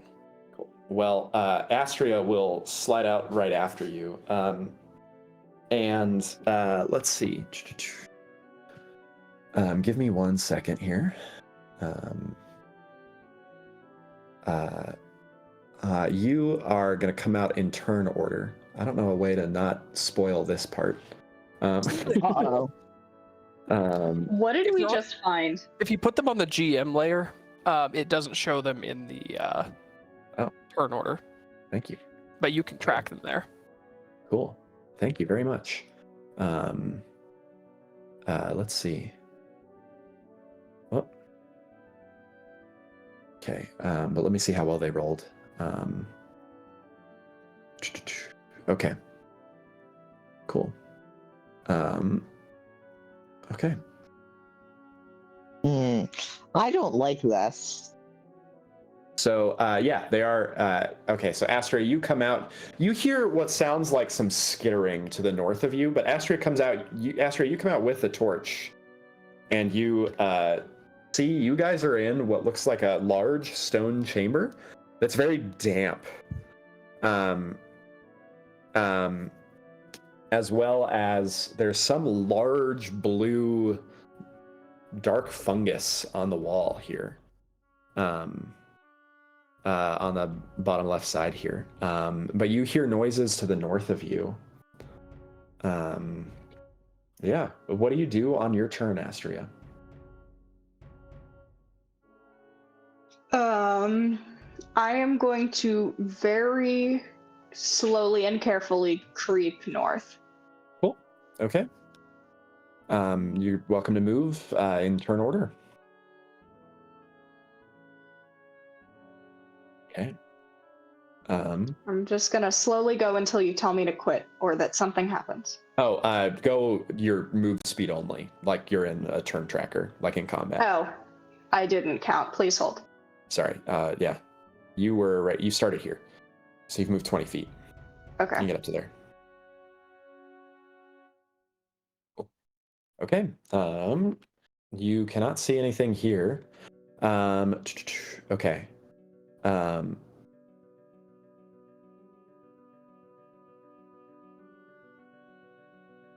Cool. So a large, sort of like spectral-looking wolf comes running out of the dark, and it is going to make a move, an attack against you. It's going to try to attack. It misses. Well, that failed. So it's stuck next to you. Another one, 5, 10. Yeah, so another one comes running out from the north. Can I get any information about this using my knowledge? What kind of knowledge? I'm supposed to be able to see Really? anything right now. You are not. No, you are not on this map. However, Wait, am I not in the same place? not yet. Not for 3 more turns. We've been in I'm 2 separate places the whole time. You've been in 2 separate places for 4 turns. That's what these counters are. You 2 will come down this tunnel in 3 turns, at 3 turns after. So Ignacio and Astria will have 3 more turns before you guys appear in this dungeon part. That's what that counter was. I was counting how many turns they'd gone down before. Okay, got it. Quick question here. Yeah. I can't see the turn order at all. You can't? No. I can press F5 to see what happens. No, I think it's because it's this really annoying thing that Roll20 does, where it puts you guys on because you are on a different map. It removes you from the one that, like, you don't see yourselves on the turn tracker for a map you're not on, but I do, which I don't know why they do that, because there's only going to be one. It doesn't make any sense to me. So here's my other question too. So Astria moved up. Yep. I didn't say it correctly, but I was kind of intending to have basically just delayed until she got there. I see. So, my thought was that you were holding, like you're doing, you were letting her go. You just waived your turn.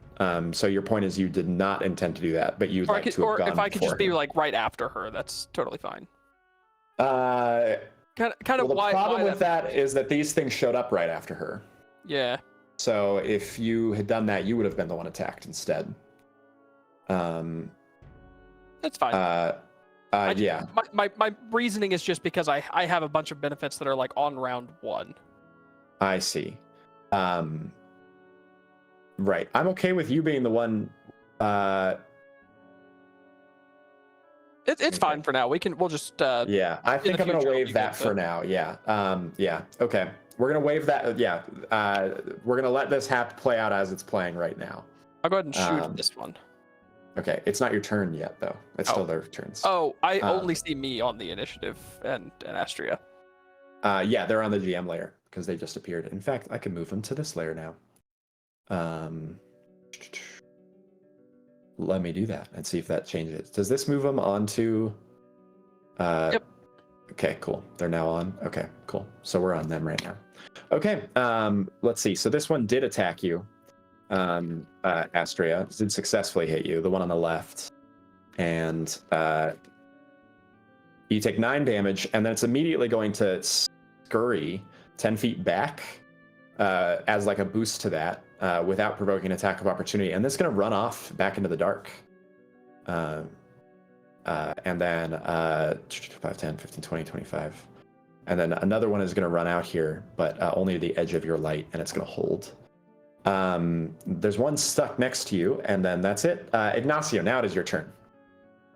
Okay. I'm actually gonna. I'll just shoot at that one. I'll just see what happens. Okay. That hits. Wonderful.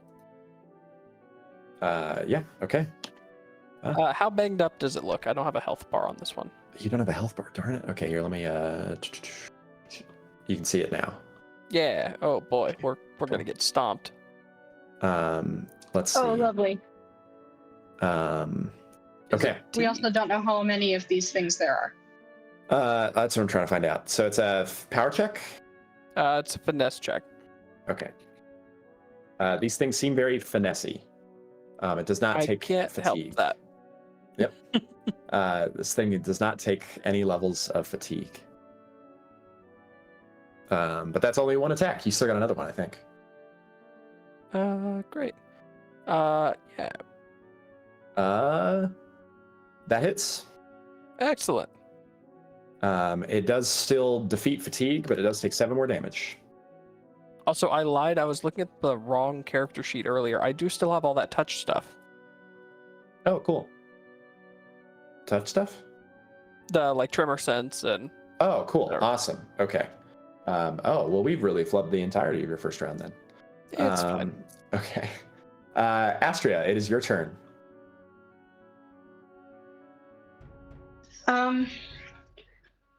My instinct tells me there's something to do with the light, which is why the one is hovering just at the edge of it. So I'm gonna disengage, and then I'm going to move back south to see how the Slick Wolves behave. Okay. If you move all the way down to here, then at least if one of them tries to run down at you, I can try to pin it. Mm-hmm. Yeah, I like that.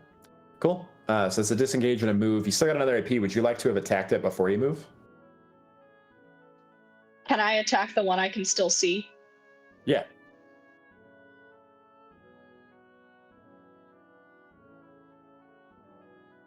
Although you missed. Never mind. It's their turn. This guy's going to come running up.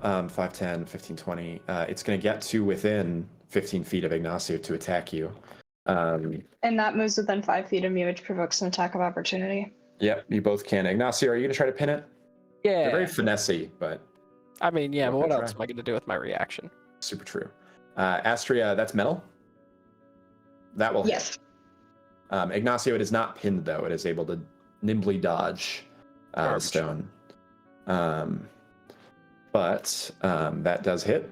And then this thing is going to try to attack you, Astria. It will hit. It slashes you for 4. It's going to jump back 10 feet as a boost to that. And it is then going to scurry off into the dark. Okay.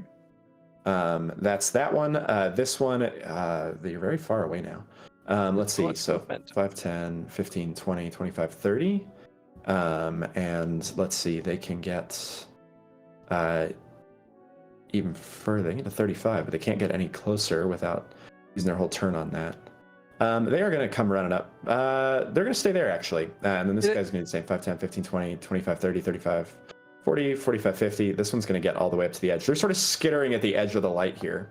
Could the last one have run away after it attacked, given that it moved, attacked, and then ran away? It did do that, but that does, if you're counting its AP, and you are right to assume that that's weird. That's what I'll say. I don't like that. Ignacio, it's don't weird. either. It's weird in terms of the limb economy mechanics of the game. And Well, if to be anybody fair, here happens to have wild fey it's a knowledge, wolf. Excuse me, it's a wolf. It has 4 legs. You know. do you have anybody have wild fey knowledge between the two of you? We No. need to get full clan Nope. wild fey. Ignacio, it is your turn. Attack the one on the left. It does not hit. I attack it Miss. again. It does not hit. Oof. I have done that's my two nat 4s. That was a nat 2 and then a nat 4. Okay. And I'll step to the left one. Cool. Astria. All right. I'm going to attack the one that is leftmost. Okay. The closest one to me. Yeah. It's funny. This is kind of a cool narrative scene in my mind. You hit. You guys are like backed into a corner by the tentacle maw you came out of, with like wolves dipping in into the dark trying to bite you while you wait for your allies to show up and help you. I'm so glad you're having such a good time, Connor. Thanks. Oh no, Matt, I forgot about that. Let's see. Let me grab it. Okay, so that's Matt just DM'd me that the recording doesn't work because he's not on the map. So I'm gonna grab him even though he's not on the map so that he can record. I keep thinking he's recording Brandon's screen, which would have repeatedly worked. Let me see. Learn for next time. No, it's fine. I don't mean that in that regard. I mean in the regard that Brandon's character has had significantly greater luck than yours so far, is all I mean. So I'm putting you here. And Angus, you're not yet in this room or on this map, but hopefully now you can see it for recording. Cool. Okay. And then Astro, so you hit, that was one action. You still can do that again if you'd like. That was my thought. Cool. That'll hit. Sorry, that should be a 15. Would that still hit? Still would hit.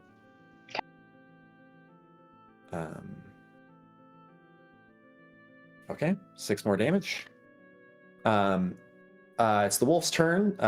This wolf's gonna come running up to attack you. Ignacio, you can try to pin it, are you? Yeah. Okay. It passes again. It does move to within 5 feet of you, Astria, if you'd like to attack it.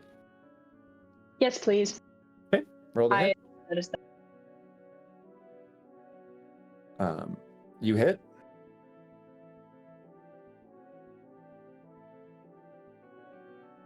Yeah, 12 damage. Yeah. Awesome. It will also hit you for 6, and then it's going to scurry back as part of that, and then run back to the edge of the light. The next one here is going to come scurrying in. It's going to run after Ignacio. You've both used your attacks of opportunity now. Let's see if it hits, though. Ignacio, what's your physical defense? That might miss. It might hit. 12. It will hit. You are going to take 6 damage. It's going to 10 foot back and then run back to the light. And then the next one's going to run around the corner here and try to hit Astria again. And miss. And get stuck there as a result.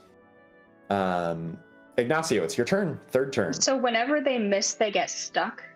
No, it's when they hit, they can get extra movement. Oh, okay. That makes sense. It was one or the other. Yeah. I mean, we don't know. Ignacio has a keen sense that this is the mechanic. I'm going to... Ignacio is probably right. It makes more sense to reward you for succeeding than punish you for failing. I'm going to run to here. Okay. I'm going to disengage. Okay. And then I'm going to use one of my points to do a head strike. Ooh, cool. Okay. And then I will attack the one that's between us. Yeah. That absolutely hits. Obliterating it, hopefully. Yeah. And then dealing an additional 2 damage to it. I take the remaining 15 feet of my movement to come back. Okay. It does take the fatigue.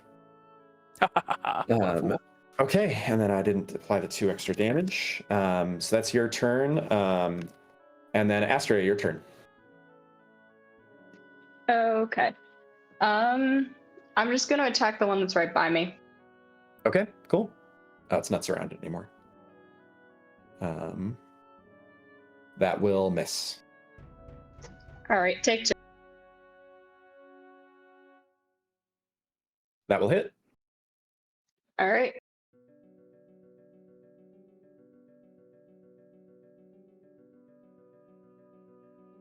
That is 10 damage. Okay. This wolf is going to make a mewling sound as if in pain and begin running off.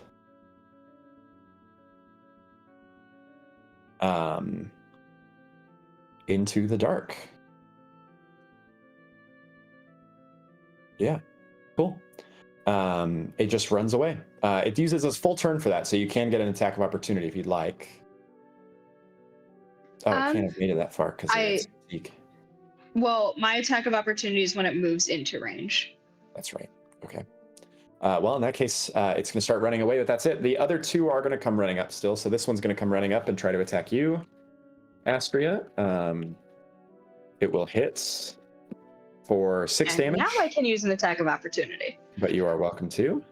And the other one is going to come down here as well. And it's going to get to here. Ignacio, actually, are you going to try to use your pinning on this one, or are you going to wait for the one that comes after you? That will also hit Astria. I'll probably wait for the one that might try to dart down here because I can catch him before he gets to anywhere. He will. Let's see if he passes. He does pass. He's going to get up to you. And he's going to try to hit you. He will hit you. So let's see. Okay, so this guy's going to take 11 damage from Astria. And then he is going to deal 6 damage to Astria, which you've already taken. And then Ignacio, you're going to take 5 damage from the one that hits you. And then both of them are going to jump back 10 feet and then scurry back to the edge of the light here. And circle the edge of the light. Let's see.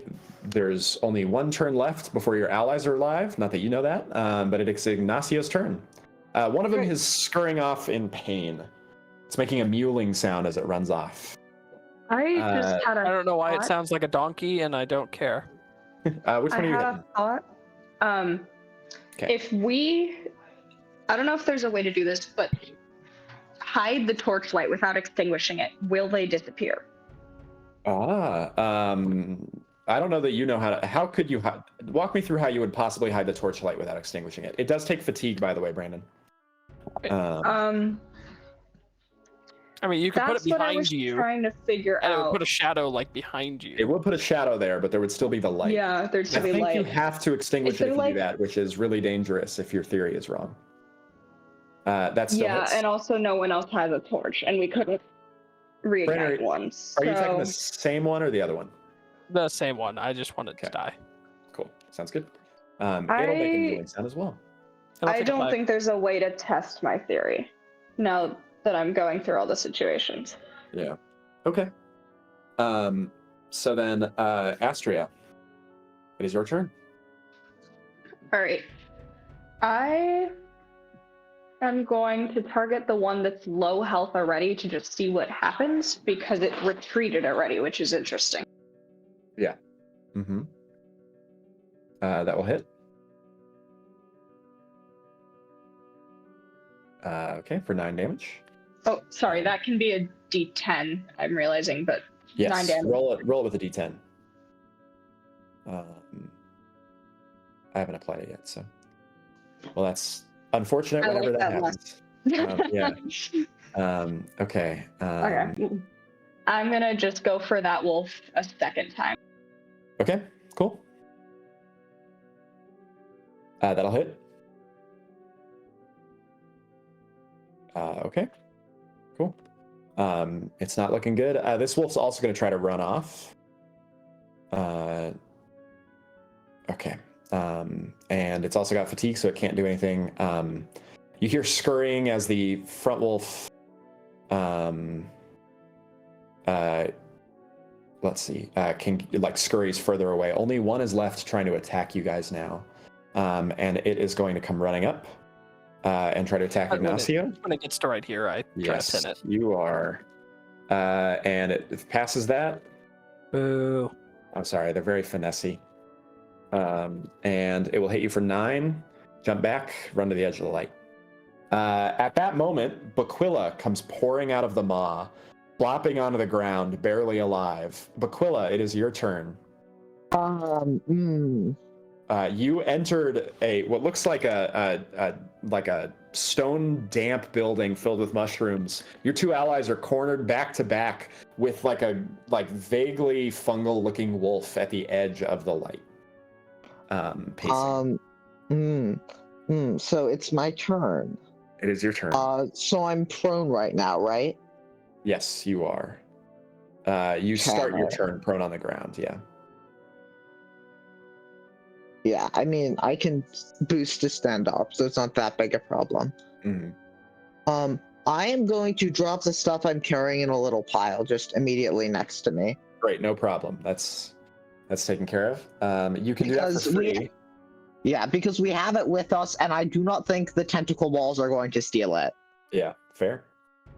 And then I'm going to boost to stand up, and then walk, I guess I'll just walk right here next to here, and then I'll prepare an action to attack a wolf if it gets in range of me. Okay, Astria, your turn. Okay, so now that we have someone who's a mason and has a working knowledge of rocks, can I be informed which rocks around here could light a torch if I struck it against them? You can ask Baquilla. On Baquilla's turn, Baquilla can tell you that.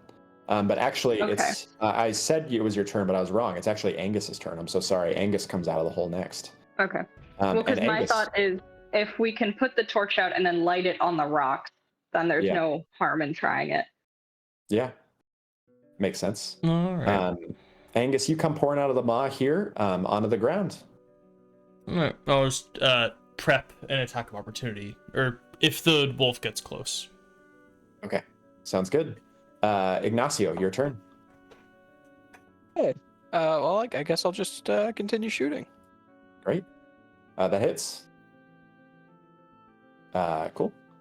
And then...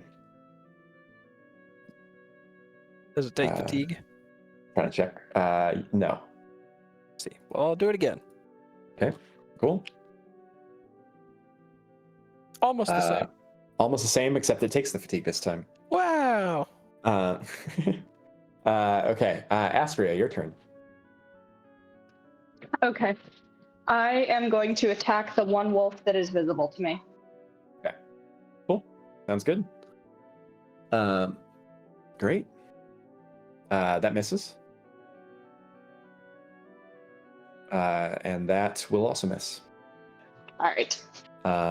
It is the wolf's turn. It is going to come running up to try to hit Angus. Angus, you will get an attack of opportunity because you prepared that. Let's see. I like how I prepare an attack of opportunity, and then Angus just stands right in front of me. Yep. My attack is off. And it misses, by the way, Angus. Yep. So this is with my shield, which will be D6. And it loses its fatigue, but it's now stuck here. And then it is Baquilla's turn. Oh, well. Light screw up. Once damage. Yep. Cool. Okay. Wait, before no, never mind. Isn't it more? Isn't it D8, or do you not have the ability that increases the damage of your shield when you're carrying it? The base for the shield is a D4, and then I have the ability that brings it up by 1. Oh yeah, it was the crab shield. Thinking of. Cool. Okay, sounds good. Baquilla, it is your turn.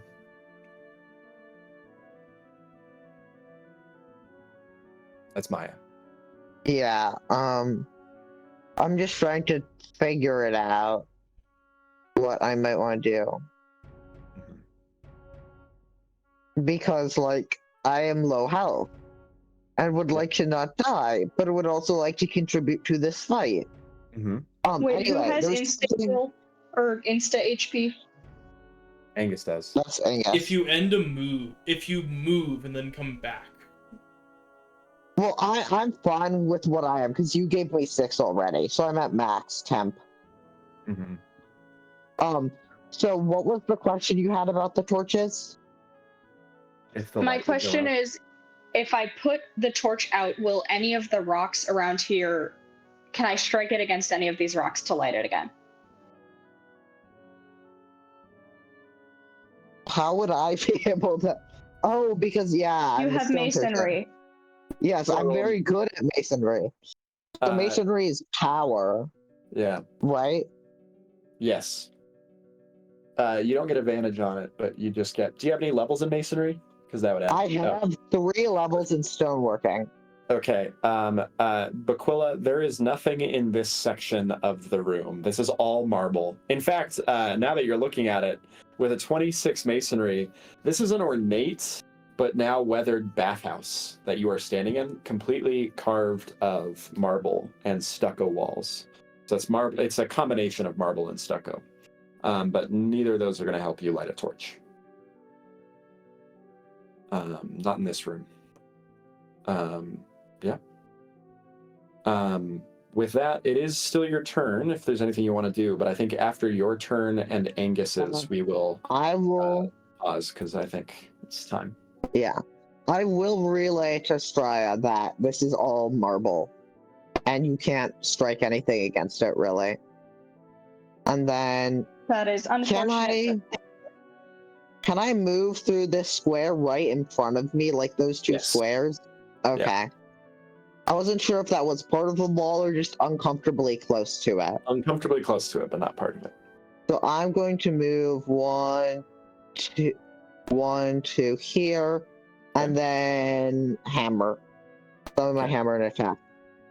Cool.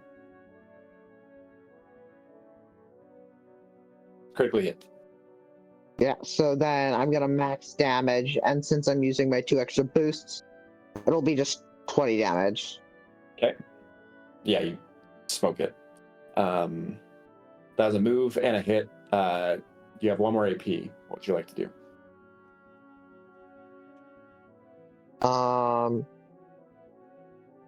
You could use a disengage as your third action and then move back with the remainder of your movement still.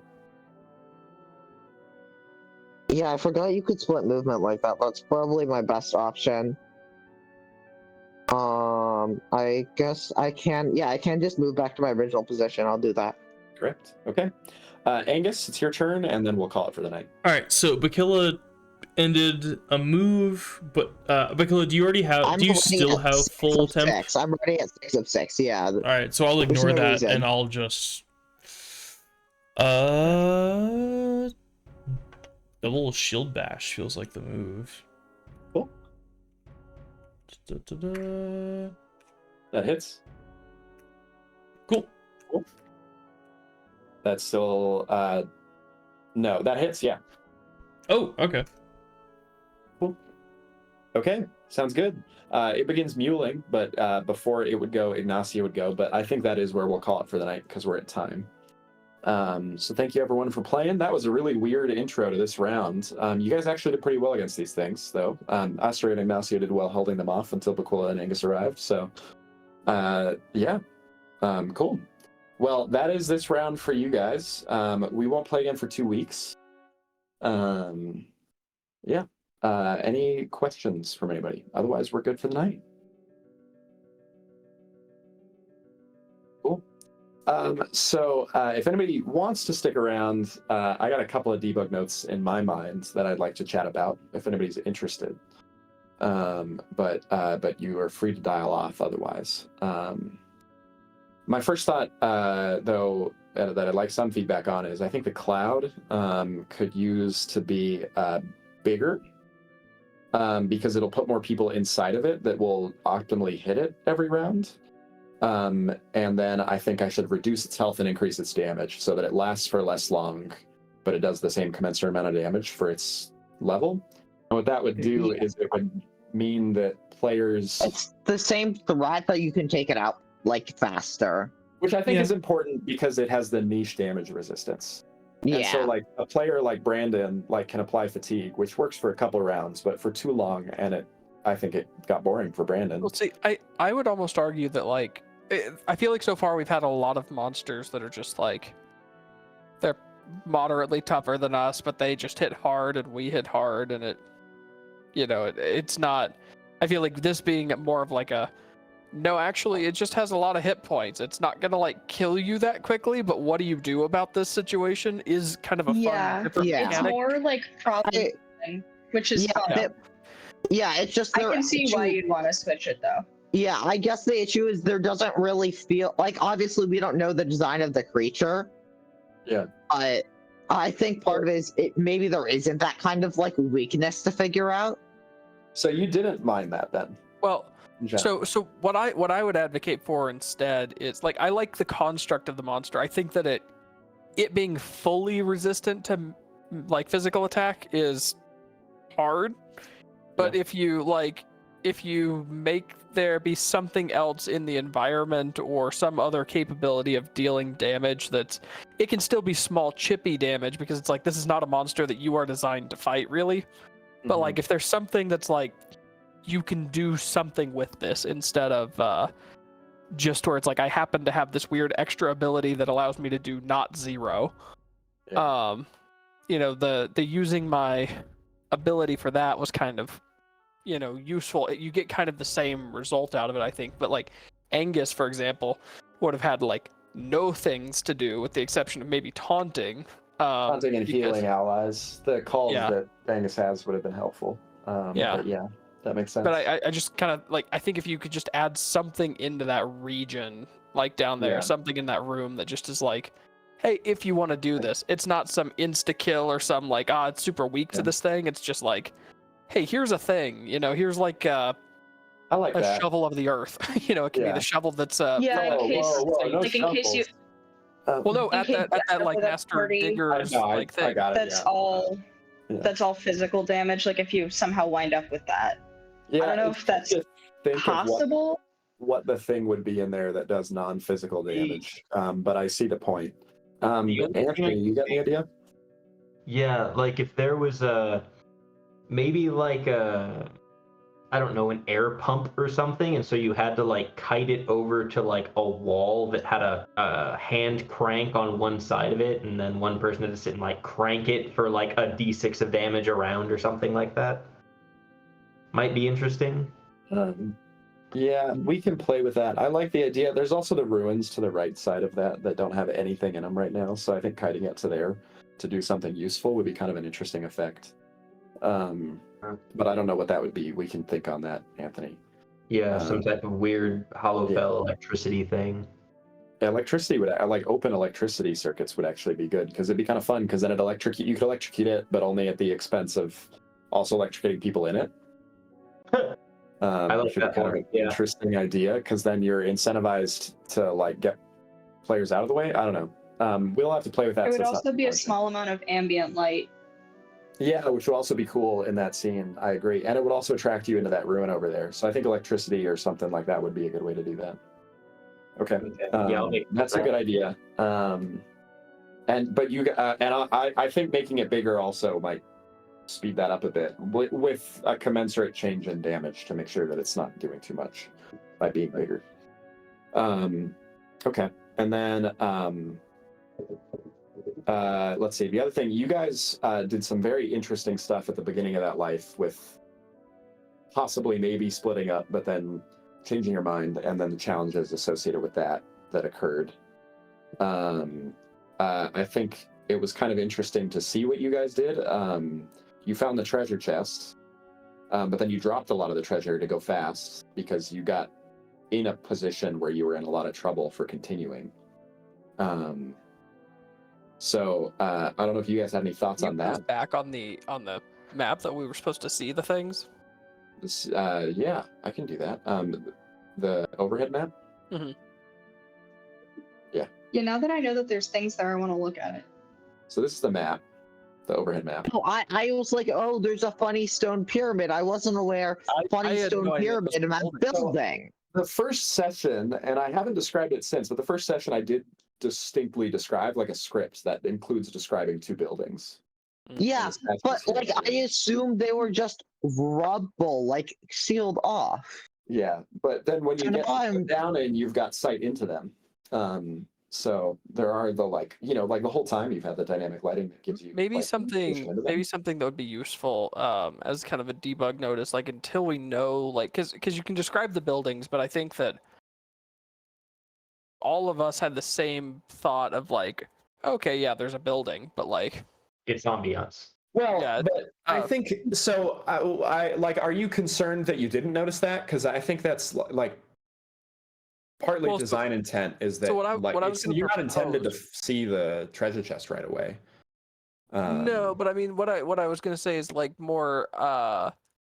It might be interesting to just have everyone roll like a perception check every time we land, just to see like, oh hey, there's a way in there, right? Or something like that. It doesn't have to be like Well, there's anything good in there, but like I guess I hear that. My thought. So if I move you to this map, if you see from where you start every time, if you move up. You will see. Oh, not anymore because it's gone. But from the beginning, you can see the entrances into all these chambers through the dynamic lighting, right? which chambers? So let me remove. I have to remove the rubble that Angus put in here. But if you look on the layers, you can see the entrance to one building here, right? These are fun. Yeah, those are the shambling hordes that, and then this chamber right here. So you can see these paths, right? Yeah. That provide you egress. You guys have never focused on them, but they've always been there. And I think the design intent is that you won't notice them right away because you're focused on these mods. But after a while, you know the mods every time, and you're like, well, wait, what is that? Hey it's meant to be guys, something you miss early because you're what thinking is only of the mods, but you see this later. little I like- pathway up here I like that I found. Whoa, it's not like there's Actually, if you area could up not there. move yourself all over the map, that would be great.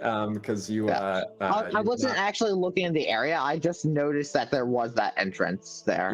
Yeah. But that's sort of the idea, is that you see these. That my intent was that the dynamic lighting would show you that.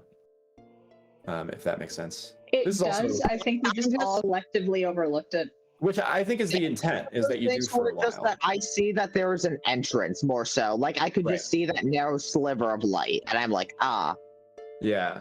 Well, and I wasn't that's actually looking in the area. that's kind of what happened here, right? Is you guys got pushed up and then saw it, right? But normally you wouldn't. You saw it because something went wrong here. But I guess my impression isn't that was the biggest challenge. It was that two of you got stuck trying to get past a horde of shambling ones. And other than that, I thought it went well, but I think getting stuck behind them really hosed Angus and Baquilla in a way that Yeah. was a problem for you guys. And I'm not sure, because I do think that changing the dungeon to not summon a bunch every round, but to summon one per round most of the time, and then occasionally a bunch, did work better. But Yeah, it felt less panicky. it did, which I think helped, and it contributed as well to you guys being able to explore that area. Yeah, because earlier there's like 3 or 4 spawning at once. It's just, you kind of just have to run because we know they can become such a threat in hordes. Yeah. Yeah. So you guys had never experienced the shambling hordes, though. I think we had gone to one once before on our first life. I think Okay. the first life. Okay, cool. But yeah, getting stuck there was interesting. It forced you to make decisions about the equipment you kept and left behind as well. Yeah. Okay. Did anybody have any thoughts on things they think should change here, though? On this top level, what happened? Okay. there's No, nothing. I think what you have outlined is pretty good. I'm sort of torn right now between making it so you can move through the shambling ones squares as difficult terrain versus keeping them like they are. I think making it difficult terrain would certainly make it much more balanced. Yeah. It would be really weird from like a mechanic standpoint, just because it's like one of it because the shambling ones are the same size as you, and you can't normally move through them. Mm-hmm. Yeah, that's what I was gonna say. Like, I get why you'd want to do it, but it doesn't make sense, like, narratively. I agree. It would just because of so many pinch points on this map, it becomes then What you tricky for could do that would be both great and also probably kind of mean would be you can't move through the shambling ones, but the shambling hordes are difficult terrain. I think they are, because they're a huge creature. Right. So if they are already. Yeah. It's either difficult or it's move freely. I don't remember what the size requirement for move freely is. I think it's difficult. Yeah, because that would be... Because that way you always have a way out. But when that way out presents itself, you have to get past a giant thing that hits hard and you don't want to be next to. Yeah. Okay. Cool. All right. I think that makes sense. Okay, well, I think in that case, I'll leave it for now. But that works. I mean, okay. It's not caused any, like, giant problems either. Yeah. It's just been like, oh crap, now we gotta go around. Yeah. Right. Well, it's gotten you guys into tricky positions up here on the Maw, but I think it is a lot easier than it was before, and we've only had one test. And already you guys were able to explore a little more up here, but yeah. Okay, I'll leave that for now. Anything else for anybody that they thought in terms of debug notes? Cool. Okay, well, thanks, guys. That's it. We won't play again for 2 weeks, same time. But looking forward to it again. You guys are in the third and final route now, which ought to be exciting. You're fighting one wolf left because the other two have ran away. For now. For now. As far as we know. As far as you know, yeah. Well, two of you don't even know that. Two of you only know you're fighting one wolf. But yeah, cool. Okay, well, thank you guys. Gave them an elevator pitch when they fell into the room. Yeah, all right, that sounds good. One wolf, more. Ran away. Scary fungus wolf. Yeah, cool. Okay. Well, sounds good. Thanks, guys. I think the big takeaway here for that corrosive cloud is to add something, so we'll do that. But thank you guys very much. See y'all later. Yep. Yeah, I think also, like, the corrosive cloud taking away items and armor really hurts, but, like, I feel like that kind of, it needs to exist there. Yeah. Yeah, well, it can only do that if you stand within it for 3 rounds in a row. Okay, yeah, that's fair, that's fair. I was exposing myself to that. Yeah, that's fair. You get to deal lots of damage to it, but if you stand in it for long enough, it will then destroy your armor. That's the idea. But you don't learn that automatically. It's just sort of, if you get hit by it, you get hit by it. But it's not going to do that to everybody every round is the idea. So it is rare for it to do it, but it will do it. Yeah. Yeah. Cool. Okay. Sounds good. Right. Thanks, guys. See you later. Have a good night, y'all.